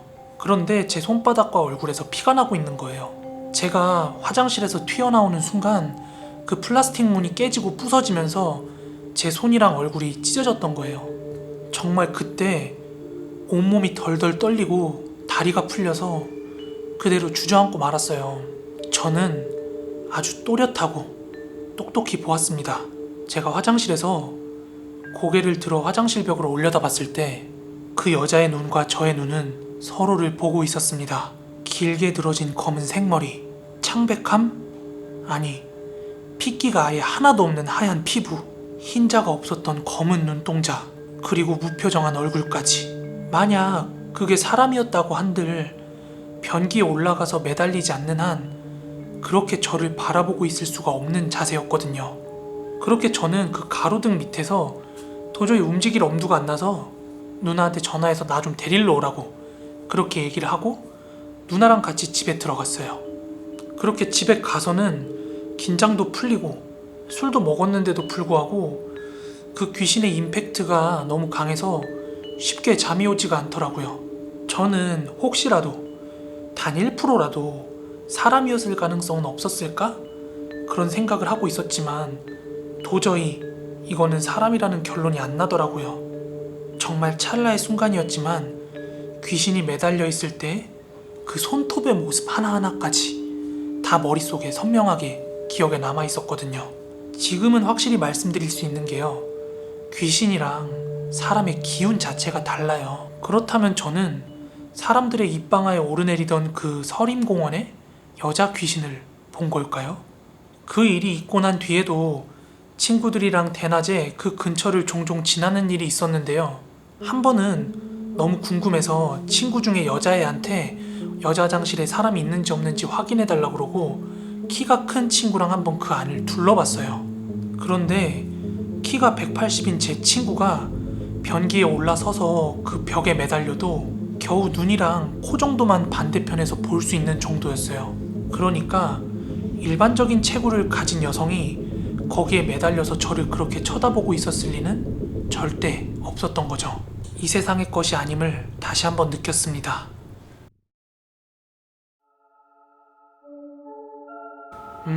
벌써 20년도 넘은 이야기네요. 당시에 제가 서울 노량진에서 재수 생활을 하던 때였어요.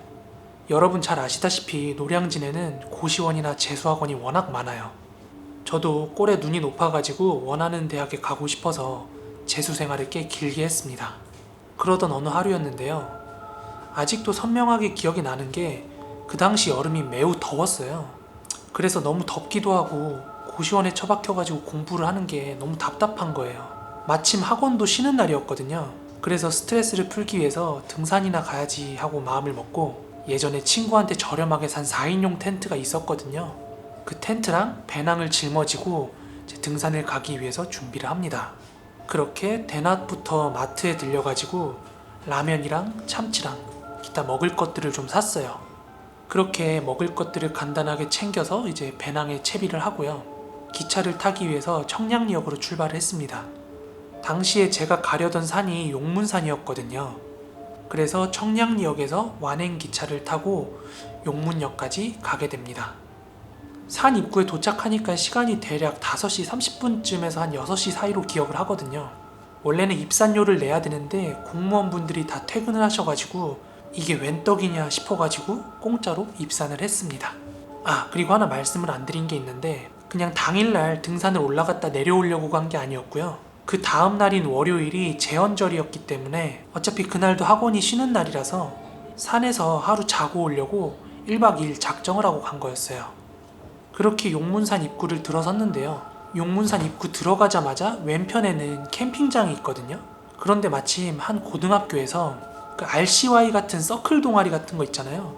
그런 서클에서 단체로 캠핑을 와가지고 캠핑장 주변이 굉장히 소란스러웠어요. 그래서 그런 소란스러운 분위기가 싫어가지고 조금 더 거리를 두려고 산 위로 조금 더 올라갔어요. 그런데 조금 신기했던 거는 여름이었는데도 불구하고 불과 한 6시쯤밖에 안 된 시간이었던 것 같은데 굉장히 금방 어둑어둑해지더라고요. 게다가 날씨는 금방이라도 뭔가 비가 내릴 듯이 약간 먹구름이 껴있는 흐린 날씨였어요. 그리고 캠핑장 쪽으로는 굉장히 소란스러웠는데 아주 조금만 들어왔을 뿐인데도 굉장히 고요하더라고요. 그렇게 캠핑장이랑 조금 떨어진 숲속으로 저는 텐트를 설치를 했습니다. 그리고 제 뒤쪽으로 한 30m 정도 떨어진 거리에 텐트가 하나 더 설치되어 있었어요. 그렇게 텐트를 설치하고 저는 이제 텐트 안에서 버너로 라면을 끓여 먹고 있었어요. 그런데 그 고등학생 친구들이 제가 있는 그 숲속까지 들어와가지고 나뭇가지를 막 주워가는 거예요. 그래서 그 친구들이 나뭇가지를 주워가지고 뭐하나 이렇게 관찰을 하고 있는데 가지고 가서 캠핑장 쪽에서 캠프파이어를 하더라고요. 그렇게 저는 텐트 안에서 라면을 먹으면서 멀리 떨어진 캠핑장에서 캠프파이어 하는 장면을 지켜보고 있었는데요. 하필이면 그 순간 슬금슬금 보슬비가 내리기 시작하더라고요. 그런데 여름인데도 불구하고 그렇게 비가 내리니까 뭔가 스산한 기운이 돌더라고요. 그리고 예전에 학창시절에 선생님들께서 무서운 얘기 해줄 때 해줬던 얘기가 장마철처럼 억수로 비가 내리는 것보다 약간 스산하게 보슬비가 내릴 때 귀신이 더 많이 출몰을 한다. 귀신이 더 많이 목격된다. 이런 얘기가 막 생각이 나서 괜히 저도 모르게 더 오싹하고 스산한 분위기가 느껴지더라고요. 하여간 저는 라면을 먹으면서 텐트 문 밖으로 비가 오는데 저 친구들이 언제까지 캠프파이어를 하나 지켜보고 있었어요. 그런데 뭐 벼랑간 정리를 하고 다들 들어가더라고요. 그렇게 저도 라면을 다 먹고 이제 텐트에 지퍼를 내리고 잠깐 쉬려고 이렇게 텐트 안쪽에 누워 있었어요.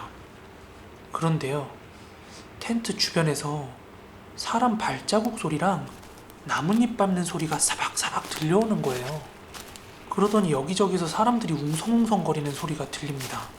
그런데 앞에서 잠깐 언급했다시피 제 주변에는 한 30m 정도의 거리를 두고 떨어져 있는 텐트 한 대가 설치되어 있었을 뿐이고 그 고등학생 친구들의 캠핑장도 거리가 조금 있었어요. 그렇기 때문에 제 텐트 주위에서 그렇게 웅성거리는 소리가 날 리가 없었거든요. 그렇게 텐트에 누워가지고 이게 무슨 소리지 하고 있는데 갑자기 텐트 오른쪽에서 사람 우는 소리가 나는 거예요. 그런데 제가 고개를 오른쪽으로 돌림과 동시에 왼쪽에서 사람의 웃음소리가 갑자기 나기 시작해요. 또 처음엔 제가 그 고등학교 친구들이 이런 캠핑장으로 캠핑까지 왔으니까 뭐 보물찾기라든지 혹은 담력 훈련 같은 걸 하는 줄 알았어요. 자기들끼리 서로 귀신인 척 놀래켜주고 희희낙낙거리는 그런 소리인 줄로 알고 있었거든요. 그래서 제가 텐트 지퍼를 내리고 후레쉬로 바깥을 비추면서 둘러봤거든요. 그런데 아무도 없는 거예요. 그래서 저는 도대체 그 소린 뭘까 이렇게 생각을 하다가 벼랑간에 그냥 텐트 지퍼를 다시 잠그고 다시 빈둥대려고 그렇게 텐트에 누웠는데요. 그 순간 텐트 위에서 제 정면으로 여자 울음소리가 들려오더라고요.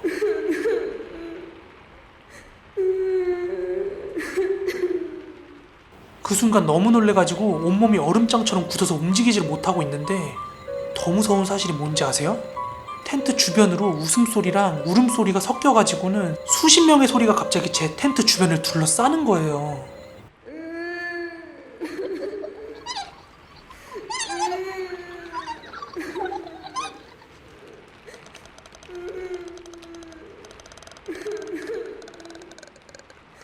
정말 제 눈앞에 보이는 건 아무것도 없었는데 그 소리만으로 압도돼가지고 온몸에는 소름이 바짝 서 있었고 진짜로 아무것도 할 수가 없는 거예요.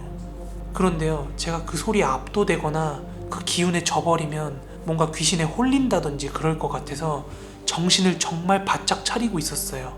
그렇게 그 소리는 거의 한 5분 넘게 지속이 되더라고요. 그렇게 그 소리가 사라지고 나서 30분 정도가 지나고 나서야 비로소 조금 더 안정을 할 수가 있었어요. 그렇게 텐트 안에서 잠이 들고 동틀녘이 되자마자 저는 불이 나게 짐을 챙겨가지고 하산을 했어요. 그렇게 용문산에서 도망치듯이 하산을 한 뒤에 여느 날과 다를 것 없이 다시 저의 재수 생활이 시작됐는데요. 그러다가 얼마 안 있어서 저한테 텐트를 팔았던 그 친구도 만나고 저의 작은 형의 친구 중에 등산 마니아가 있어가지고 그 친구랑 그 형한테 제가 겪었던 이야기를 얘기를 해줬거든요. 그런데 그 친구도 그렇고 그 형님께서도 그렇고 공통적으로 얘기하는 게 너도 봤냐? 야, 거기 용문산 원래 귀신 나오는 산으로 되게 유명해. 약간 이런 뉘앙스로 되게 비슷하게 공통적으로 반응을 하는 거예요. 그래서 나중에 그 용문산에 대해서 조금 알아봤더니 그냥 용문산에 귀신이 많기도 많지만 예전에 역사적으로 6.25 때 거기서 굉장히 많은 북한군들이 죽었대요. 그런데 제가 들은 목소리가 군인이었으면 남자의 울음소리나 남자의 웃음소리가 들렸어야 되는데 다 여자의 목소리였거든요. 그게 아직까지 풀리지 않는 저의 미스테리고요. 그리고 추후에 저희 어머니한테도 이 말씀을 드렸는데 어머니께서 하시는 말씀이 옛 어르신들이 산에서 길을 잃거나 피치 못해서 산에서 자야 되는 상황이 생기면 자기 전에 동서남북 방향으로 먹을 걸 뿌리고 잘 좀 살펴봐 달라고 그렇게 빌거나 기도를 하고 자는 게 옛 어르신들의 그런 금기 같은 사항이었다고 하더라고요. 지금 저는 작은 전자제품 대리점을 하고 있는데요. 예전에 한때는 제가 룸사롱을 운영을 했었어요. 그때 이야기를 해드리려고 합니다. 그때가 아마 올림픽 할 때였으니까 88년도겠네요. 원래 저는 숭이동 쪽에서 장사를 하고 있었는데 그 장사를 접고 다른 걸 하려고 알아보던 참이었어요. 그 당시에 제가 도박에 좀 빠져 있었어요. 그래서 가게는 워낙 잘 됐는데 거기서 벌어들이는 돈 다 도박에다가 꼬라박고 하다 보니까 결국에는 가게까지 말아먹었던 거죠. 그렇게 가게를 말아먹고 나서야 저는 도박에서 손을 뗄 수 있었고 그렇게 앞으로 뭘 먹고 살아야 될지 뭘 하면 좋을지 생각을 하고 있었는데 게다가 또 제가 돈이 어디 있었겠어요. 대충 돈 나올 만한 곳에서 여기저기 다 끌어보니까 한 수중에 300만 원 정도 들어오더라고요. 물론 거의 30년 전 이야기다 보니까 그때의 300만 원이랑 지금의 300만 원이랑 가치는 완전히 다르죠. 하지만 그때도 300만 원 가지고는 뭘 하기에는 약간 부족한 돈이었어요. 그렇게 하루하루 고민을 거듭하고 있는데 아는 지인한테서 연락이 왔어요. 구월동 시장통 안에 원래 다방을 하던 곳인데 지금은 비어있는 상가가 하나 있다고요. 임대 매물이 싸게 나온 것 같으니까 저한테 할 거 없으면 가서 알아보는 게 어떻겠냐고 그렇게 권유를 하는 거예요. 그 당시에는 물가가 굉장히 가파르게 오르던 시기였어요. 그래서 300 가지고 가게도 없고 인테리어를 하기에는 약간 부족한 돈이었지만 어떻게든 장사를 시작만 하면 돈이 들어오니까 구경이나 한번 해보자 하는 마음으로 구월동으로 향했습니다. 그 매물의 위치는 구월동 시장통으로 들어가서 구석진 모퉁이에 있는 3층짜리 건물 지하였어요. 들어가서 살펴보니까 평수는 대략 4, 50평 정도 나오는 게 한 룸 5개 정도는 만들 수 있겠더라고요. 그런데 워낙 오랫동안 문을 닫아놓은 가게였고 게다가 지하여가지고 굉장히 이제 축축하고 퀴퀴한 냄새가 나더라고요. 사실 그런 거 따질 형편도 아니었는데 말이죠. 임대료는 보증금 250에 월 30으로 알고 왔거든요. 하지만 제가 가진 돈으론 정말 빡빡했죠. 감사합니다. 잘 봤어요. 저 들어가 보겠습니다. 그렇게 체념한 듯 돌아서려고 하는데 건물주로 보이는 할머니께서 저를 불러 세우더라고요. 얼마나 있는데 그려? 모자라면 이래서 갚으면 되지. 한 달에 10이던 20이던 장사해서 갚으면 되지. 뭔가 좋은 느낌이 들더라고요. 그래, 젊은 인상이 워낙 좋으니까 내가 월 2부로 해서 맞춰줄 테니까 어때요? 이 할머니 굉장히 시원시원한 노인네더라고요. 지금 제 상황에 묻고 따질 게 있나요? 바로 계약했습니다. 그렇게 저는 가게 계약을 마치고 나서 아는 친구 놈한테 소개를 받아서 가게 인테리어를 외상으로 마쳤어요. 그리고 예전 가게에서 같이 일하던 녀석들을 불러 모아가지고 바로 가게를 오픈했습니다. 장사요? 짬밥이 있는데 당연히 잘 됐죠. 위치가 아무리 외진 곳이었어도 그 당시에 그런 술집이 많지 않았거든요. 손님들이 알아서 찾아와서 술도 잘 먹고 돈도 잘 쓰시더라고요. 그렇게 한두 달 정도? 정말 눈썹이 날리게 장사가 잘 되대요. 과장 안 보태고 2달 만에 빌린 돈 다 갚았고요. 통장에 잔고도 쌓이기 시작했습니다. 가게를 오픈한 지 한 3달쯤 되었을 때였어요. 직원으로 있던 웨이터 한 놈이 갑자기 저한테 얘기 좀 하재요. 그래서 뭔데? 하고 물었더니 사장님, 저 죄송한데 가게에서 안 자면 안 될까요? 왜 임마? 무슨 일인데? 아니요. 그게 새벽에 좀 이상해요. 아니 뭐가 이상하다는 건데? 그렇게 녀석이 뭔가 쭈뼛쭈뼛 이야기를 하길래 그 녀석을 자세히 보고 있었는데 유난히 녀석이 살이 쪽 빠져 있는 게 보이더라고요. 눈 밑으로 다크서클도 진하고 길게 내려와 있고. 가게를 오픈한 뒤에 제가 워낙 바빴기 때문에 이것저것 신경을 쓰느라고 이 친구한테 신경을 못 썼나 보구나 그렇게 생각을 하고 있었죠. 그런데 이어서 그놈이 저기 사장님, 여기 가게에 귀신 있는 것 같아요. 저 정말로 밤에 잠을 못 자겠어요. 당시 가게에서 일하는 친구들 중에서 집이 멀었던 아이들은 다 가게에서 숙식을 했거든요. 그래서 이 녀석은 마감하고 나면 가게에서 잠을 잤죠. 그런데 그 당시가 쌍팔년도는 맞지만 귀신이라고 하니까 좀 어이가 없는 거예요. 에휴, 미련한 놈아. 세상에 귀신이 어딨냐. 겁이 그렇게 많아서 어디다 쓸래? 네가 요즘 좀 허한 것 같으니까 내일 몸보신이나 하러 가자. 그렇게 그날은 그 웨이터 녀석을 달래가지고 가게에서 자도록 했고요. 다음 날은 약속대로 직원들이랑 다 같이 자연산 민물장어를 배 터지게 먹었습니다. 그런데 하루하루 시간이 가면 갈수록 이 웨이터 녀석이 여기서 안 자면 안 되겠냐고 계속 이렇게 얘기를 하는 거예요. 게다가 이 친구 얼굴이 정말 눈에 확인이 될 정도로 점점 막 살이 빠져가는 거예요. 그러더만 끝내는 그만두겠다고 하는 거예요. 제 입장에서는 이 친구가 저랑 굉장히 오래 일을 같이 했고 이 녀석처럼 믿고 맡길 일을 잘하는 사람들을 구하기가 어려워서 결국에는 고민을 하다가 가게 근처로 저렴한 방을 하나 얻어줬어요. 그렇게 방을 얻어서 녀석의 짐을 방으로 옮기는 날은 어린아이처럼 천진난만해 보일 정도로 너무 좋아하더라고요. 그런 생각이 들더라고요. 진작 구해줄 걸 그랬나? 그리고 시간은 흘러서 가게 오픈 4개월 차가 되었습니다. 예전 일들은 전부 까맣게 잊고 있었어요. 왜냐하면 워낙 가게가 바빴기 때문이죠.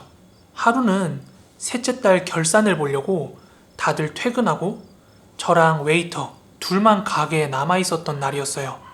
그날은 제 친구들도 가게에 들려서 술을 먹었던 날이라 저도 거나하게 술에 취해 있었던 날이에요. 그렇게 저도 술을 먹었음에도 불구하고 이상하게 그날 꼭 결산을 끝내야 되겠다는 생각에 카운터에 앉아서 장부 정리를 하고 있었습니다. 그때 마침 웨이터 녀석이 청소를 다 마쳤는지 머뭇머뭇거리다가 저기 사장님, 저 먼저 들어가 봐도 될까요? 왜? 무슨 일 있어? 아니요, 그게 너 애인이랑 약속 있냐? 네? 아, 네. 그래요, 들어가라. 수고했고 술 너무 많이 먹지 말고 내일 일찍 나와. 알았지? 네, 그럼 먼저 들어가 보겠습니다. 이러곤 후다닥 가게 밖으로 나가더라고요. 그렇게 저는 가게에 혼자 남아서 장부 정리를 하고 있었어요. 그렇게 한 30분 정도 시간이 흘렀습니다. 그때는 카운터 조명만 빼고 가게의 모든 불을 꺼놨었어요. 그런데 가게 가장 안쪽에 있는 방에서 무슨 소리가 들리는 거예요. 뭐야? 가게에 쥐새끼가 있나? 그렇게 신경을 끌려고 하는 찰나에 찰랑찰랑찰랑 하는 소리가 들리는 거예요. 그런데 이 소리는 룸 안에 있는 탬버린 소리더라고요. 혹시나 싶어서 그쪽으로 천천히 걸어갔어요. 그리고 소리가 나는 그 방 문 앞에 딱 섰는데 찰랑찰랑찰랑 하는 소리가 딱 멈추는 거예요. 그래서 문을 슬그머니 열고 안을 봤는데 깜깜하더라고요. 네, 뭐 불을 꺼놨으니까요. 그래서 불을 켜고 안쪽을 둘러봤는데 아무것도 없고 헛웃음이 삐져나오더라고요. 술 취해서 잘못 들었나? 그리고 다시 저는 장부 정리를 마저 끝내려고 카운터로 돌아와서 펜을 들었는데 그때 또 찰랑찰랑찰랑 하는 소리가 들리는 거예요. 이번엔 확신이 들었어요. 이건 제가 헛소리를 들은 게 아니라 분명히 탬버린 소리였어요. 그 순간 저는 이건 좀도둑이다 이런 생각이 들더라고요. 그래서 가게 한편에 놓여 있었던 마대자루를 들고 다시 그 방으로 살금살금 접근했습니다. 그 와중에 제가 다가가는 걸 눈치를 못 챘는지 찰랑찰랑찰랑 소리가 들리더라고요. 이놈 잘 걸렸다 씨. 어디 남의 가게. 그렇게 벼르고 벼르면서 문 앞으로 다가가서 문고리를 딱 잡는 순간 그 찰랑찰랑 거리는 소리가 멈추는 거예요. 어떤 새끼야! 그렇게 소리를 지르면서 문을 확 열어 제꼈는데 정말 황당하게도 그 방 안에 아무도 없는 거예요. 게다가 불도 꺼져 있고요. 하지만 그런 룸이 사람이 숨을 만한 공간이 있는 것도 아니었지만 쇼파며 문 뒤쪽이며 샅샅이 뒤졌는데 아무것도 없더라고요. 그렇지만 제가 들었던 소리는 분명히 탬버린이 흔들리는 소리가 맞았거든요. 어쩔 줄 모른 채로 잠깐 그렇게 서 있다가 내가 술이 좀 과했나?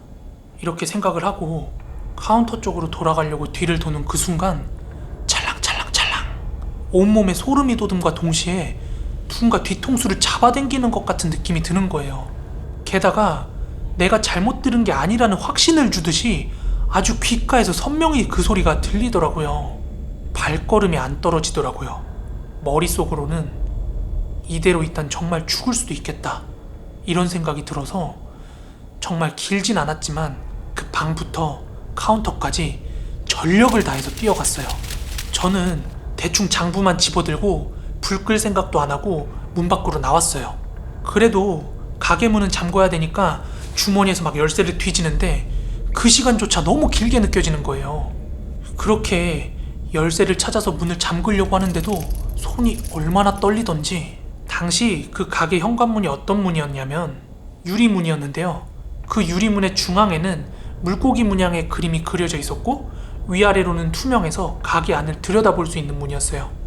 하여간 그때는 그 문이 고급스럽고 이뻐 보여서 비싼 돈 주고 들인 거였거든요. 하여튼 그 유리문에 상단에 잠금 장치가 있었는데 제가 팔을 뻗어가지고 열쇠를 집어넣고 문을 잠궜어요.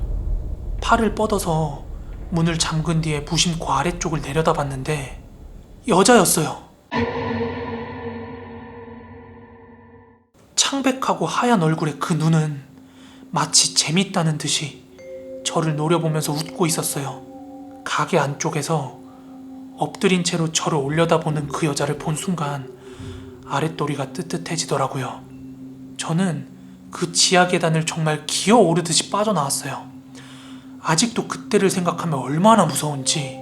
다행히 새벽에 거리를 치우고 계시던 청소부 아저씨를 보고 나서야 제정신이 조금씩 들어오더라고요. 그 일이 있고 나서 가게고 뭐고 다 때려치고 정말 도망치듯이 가게를 정리를 했습니다. 정말로 감히 여러분들이 상상할 수 없는 그런 모습이었어요. 정말 소름 돋았어요. 그런데 더 웃긴 건 도대체 그 웨이터 놈은 어떻게 거기서 2달이 넘게 살았던 건지 소름이 돋을 뿐이에요. 나중에 알게 된 사실인데요.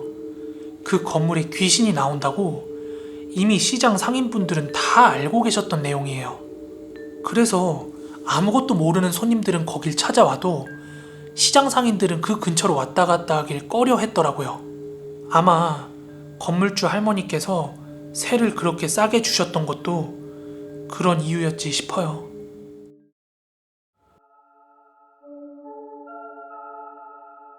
때는 수능 준비로 지쳐있던 고3의 어느 여름날이었습니다.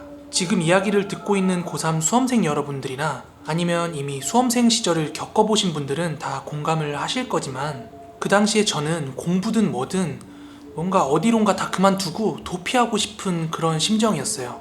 게다가 그때가 여름이었던지라 막 몸이 근질근질하고 어디론가 놀러를 막 가고 싶은 마음이 굴뚝 같았어요. 하지만 수능시험을 준비하고 있는 고3 학생이 뭔가 멀리까지 피서를 간다는 것 자체가 명분이 제대로 서질 않더라고요.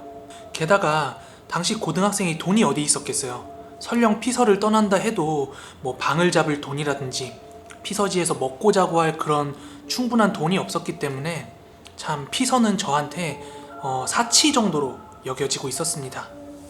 그렇지만 이 여름을 그냥 보낸다는 것 자체가 너무 아깝다는 생각이 계속 드는 거예요. 그렇게 머릿속으로 쥐어 짜내고 짜내서 생각한 게 흉가 체험 한번 해보자 이런 생각이 들더라고요. 그래서 당시에 굉장히 친했던 단짝 친구 2명이랑 동네 뒷산에 있는 흉가를 놀러 가보기로 합니다. 앞서 이야기한 뒷산은 뭐 어느 동네에나 있을 법한 그런 평범한 뒷산이었어요. 하지만 거기에 있는 흉가 때문인지 그 주변 분위기가 굉장히 음침해서 동네 사람들도 쉬쉬하는 그런 흉가였어요. 그래서 그 동네 살던 사람들은 해가 어둑어둑해지면 그 주변은 굳이 지나다니지 않는 그런 곳이었습니다. 지금 생각하면 왜 그랬나 싶지만 그 당시 억눌려 있던 고3 수험생에게는 흉가 체험조차도 굉장히 좋은 피서다 이렇게 생각을 했었나 봐요. 그래서 저와 친구들은 그 흉가에서의 1박 2일 피서를 준비하게 됩니다.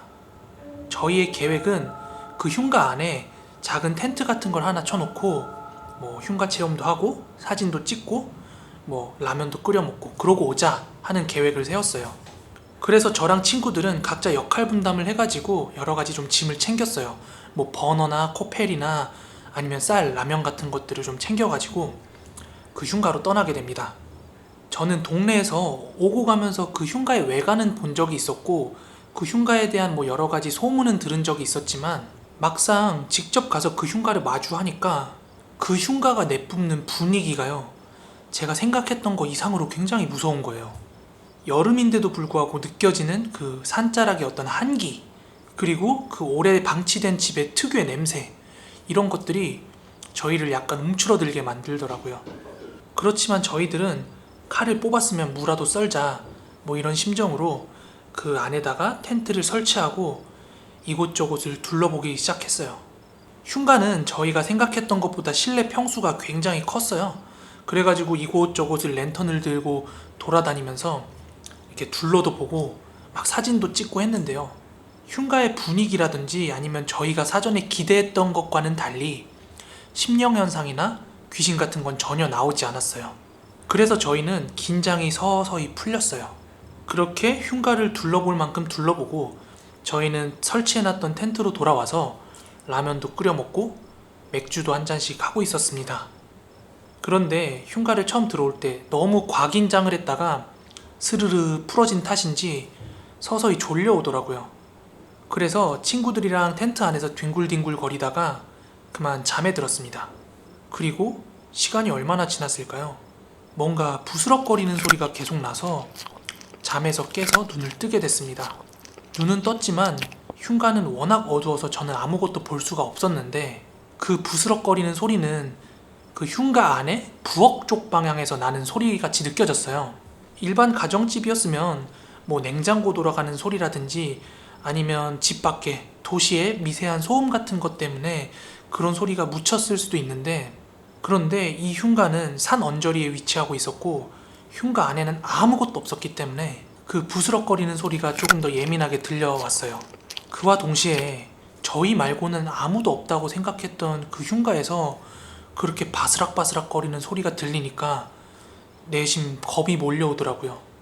그래서 저는 옆에서 자고 있는 친구들을 조용히 흔들어서 깨우면서 귓속말로 조용히 일어나봐, 여기 누구 있는 것 같아 하고 친구들을 깨웠어요. 그렇게 친구들을 깨웠는데요, 일어난 친구들도 그 소리를 듣더니 뭔가 겁을 먹는 것 같았어요. 친구들도. 그렇게 저와 친구들 모두가 일어나고 나서는 뭔가 확인할 수 있을 정도의 용기가 생기더라고요. 그래서 저희는 소리가 나는 부엌 방향으로 랜턴을 들고 천천히 접근을 했어요. 그렇게 저희가 랜턴을 들고 부엌 가까이로 다가가면서 그 바스락거리는 소리도 점점 가까워지더라고요. 하지만 저희가 랜턴으로 부엌을 비췄을 때는 아무것도 보이지 않았어요. 그래서 저는 뭐 부엌에 쥐새끼가 돌아다니나? 이런 생각을 하고 다시 돌아가려고 랜턴을 들고 몸을 돌리는데 부엌의 구석을 비친 랜턴에 너덜너덜한 치맛자락이 보였어요. 아주 찰나의 순간이지만 분명히 봤습니다. 그렇게 떨리는 손으로 랜턴으로 구석지를 다시 한번 비췄더니 저희 눈에 들어온 건 너덜너덜한 하얀 원피스를 입은 여자가 긴 머리카락을 바닥에 늘어뜨린 채 저희가 올 때 가져왔던 그 쌀을 구석지에서 아그작 씹어먹고 있더라고요.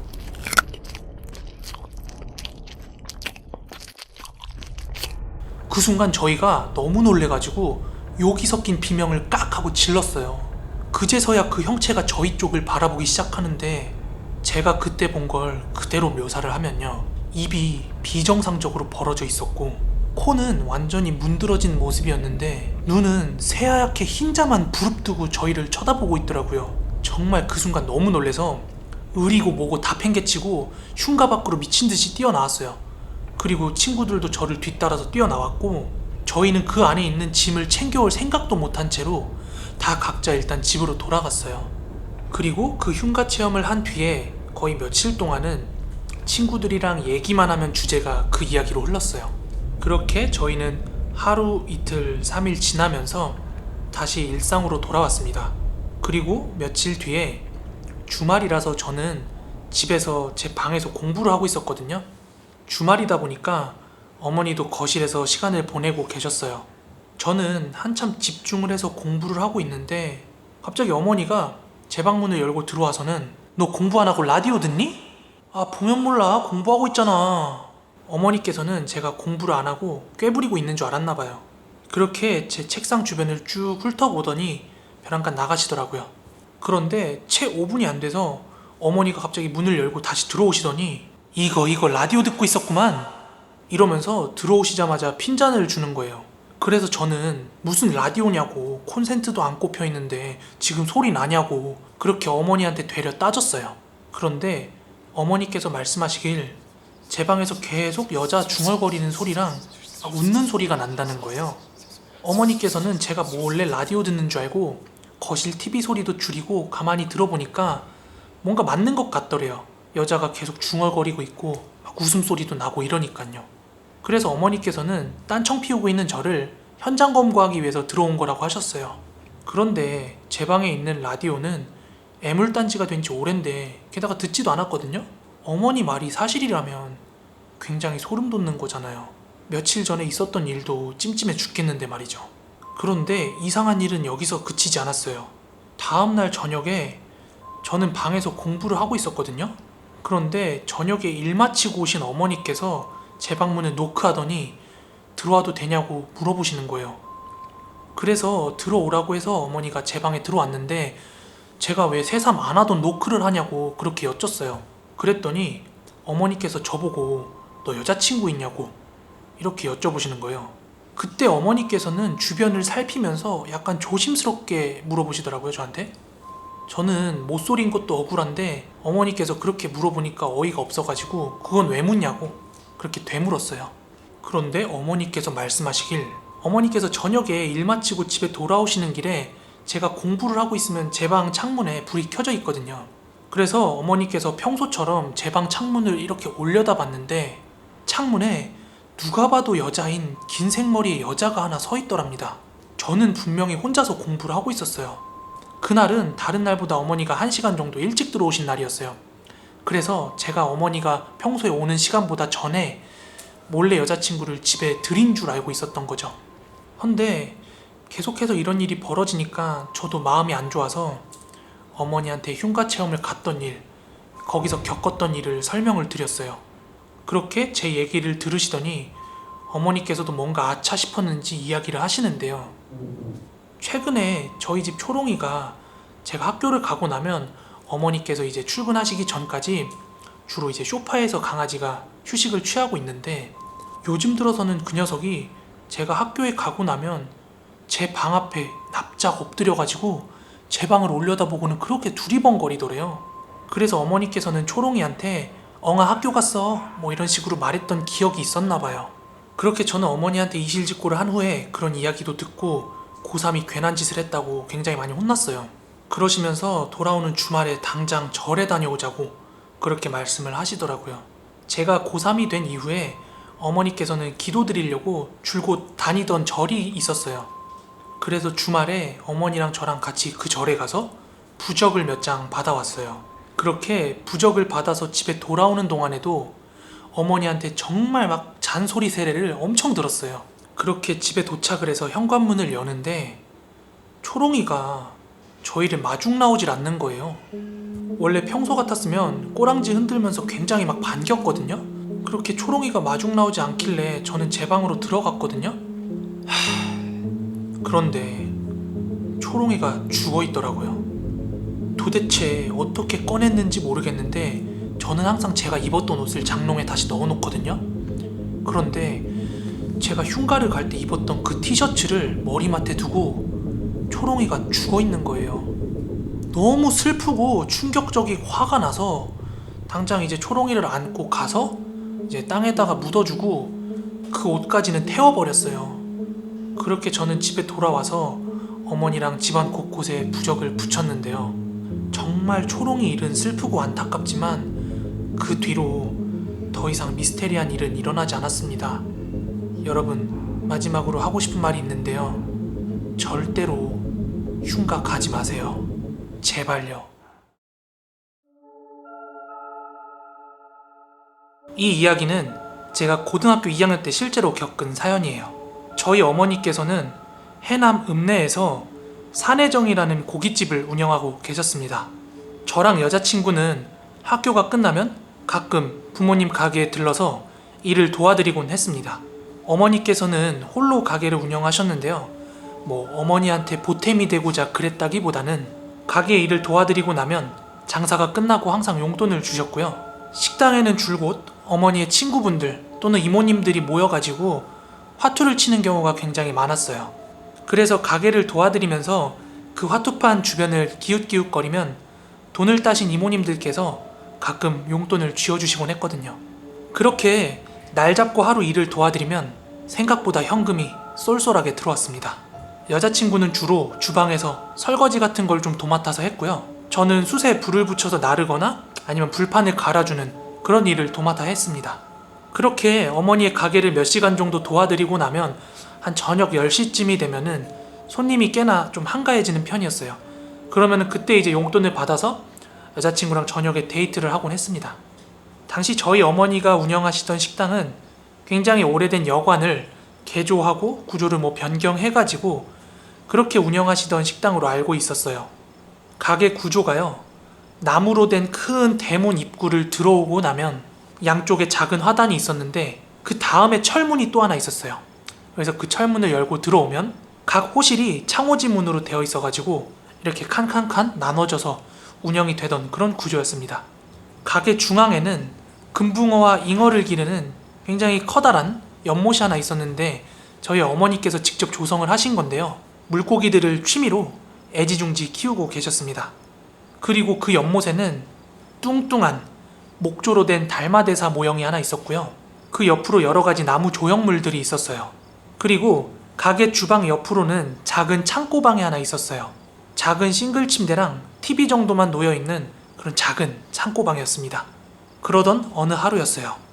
그날은 토요일이었고 주말에는 많은 단체 손님들이 오셨기 때문에 학교가 끝나자마자 저를 포함한 친구 3명 그리고 여자친구랑 같이 저희 어머니 가게로 향했어요. 그렇게 친구들이랑 여자친구랑 같이 어머니 가게를 도와드렸는데요. 친구들도 종종 저희 가게를 도와줬기 때문에 제법 능숙하게 일을 했거든요. 친구들은 상을 세팅하거나 손님이 나간 자리를 치우는 역할을 주로 했는데 멀쩡하게 남은 고기 같은 거는 이렇게 주워 먹으면서 그런 재미로 일을 했습니다. 그렇게 저희는 저녁까지 아주 바쁘게 열심히 가게를 도와드렸고요. 손님이 완전히 빠지고 난 뒤에는 어머니께서 저희한테 고기랑 맛있는 밥상을 차려주셨습니다. 어머니는 피곤하신지 먼저 주무시려고 아파트로 돌아가셨고요. 저희는 가게 문을 닫아놓고 저희끼리의 파티를 시작했습니다. 정말 마음껏 주방에 있는 고기랑 술을 꺼내다 먹었고요. 그 당시 매취순이라고 한 병에 5,000원짜리 비싼 술이 있었는데 그 술도 친구들이랑 실컷 꺼내다 마셨어요. 그렇게 저희는 술이 오를 대로 올랐고 어느덧 시계는 새벽 1시를 가리키고 있었습니다. 친구들은 그 자리를 좀 같이 정리해줬으면 좋겠는데 다들 취해가지고는 집으로 도망갔고요. 그리고 저와 제 여자친구도 다음날은 영업을 안 하는 날이니까 아침에 일어나서 치우자 하고 주방의 옆에 있는 그 작은 창고방으로 들어갔어요. 그렇게 저희 둘은 좁은 싱글 침대에 눕자마자 잠에 들었습니다. 그리고 새벽쯤이 되었을까요? 한참 자고 있는데 여자친구가 저를 불러 깨우더라고요. 오빠, 일어나봐. 무슨 소리 안 들려? 이러는 거예요. 저는 술이 덜 깨가지고 막 눈을 비비면서 비몽사몽한 상태였어요. 그런 와중에 무슨 소리가 들린다고 하는 거지? 싶어서 귀를 잘 기울였어요. 그런데 뭐 아무 소리도 안 나더라고요. 그러자 여자친구는 오빠, 나 화장실 가고 싶은데 무서우니까 같이 가자, 응? 이렇게 화장실을 같이 가자고 여자친구의 말이 끝나기가 무섭게 퐁당? 하는 소리가 나는 거예요. 작은 물방울이 똑똑똑 떨어지는 소리가 아니라 퐁당 소리가 나더라고요. 무슨 소리지? 하고 그 소리에 귀를 기울이고 있는데 또각 또각 퐁당? 이렇게 소리가 나는 거예요.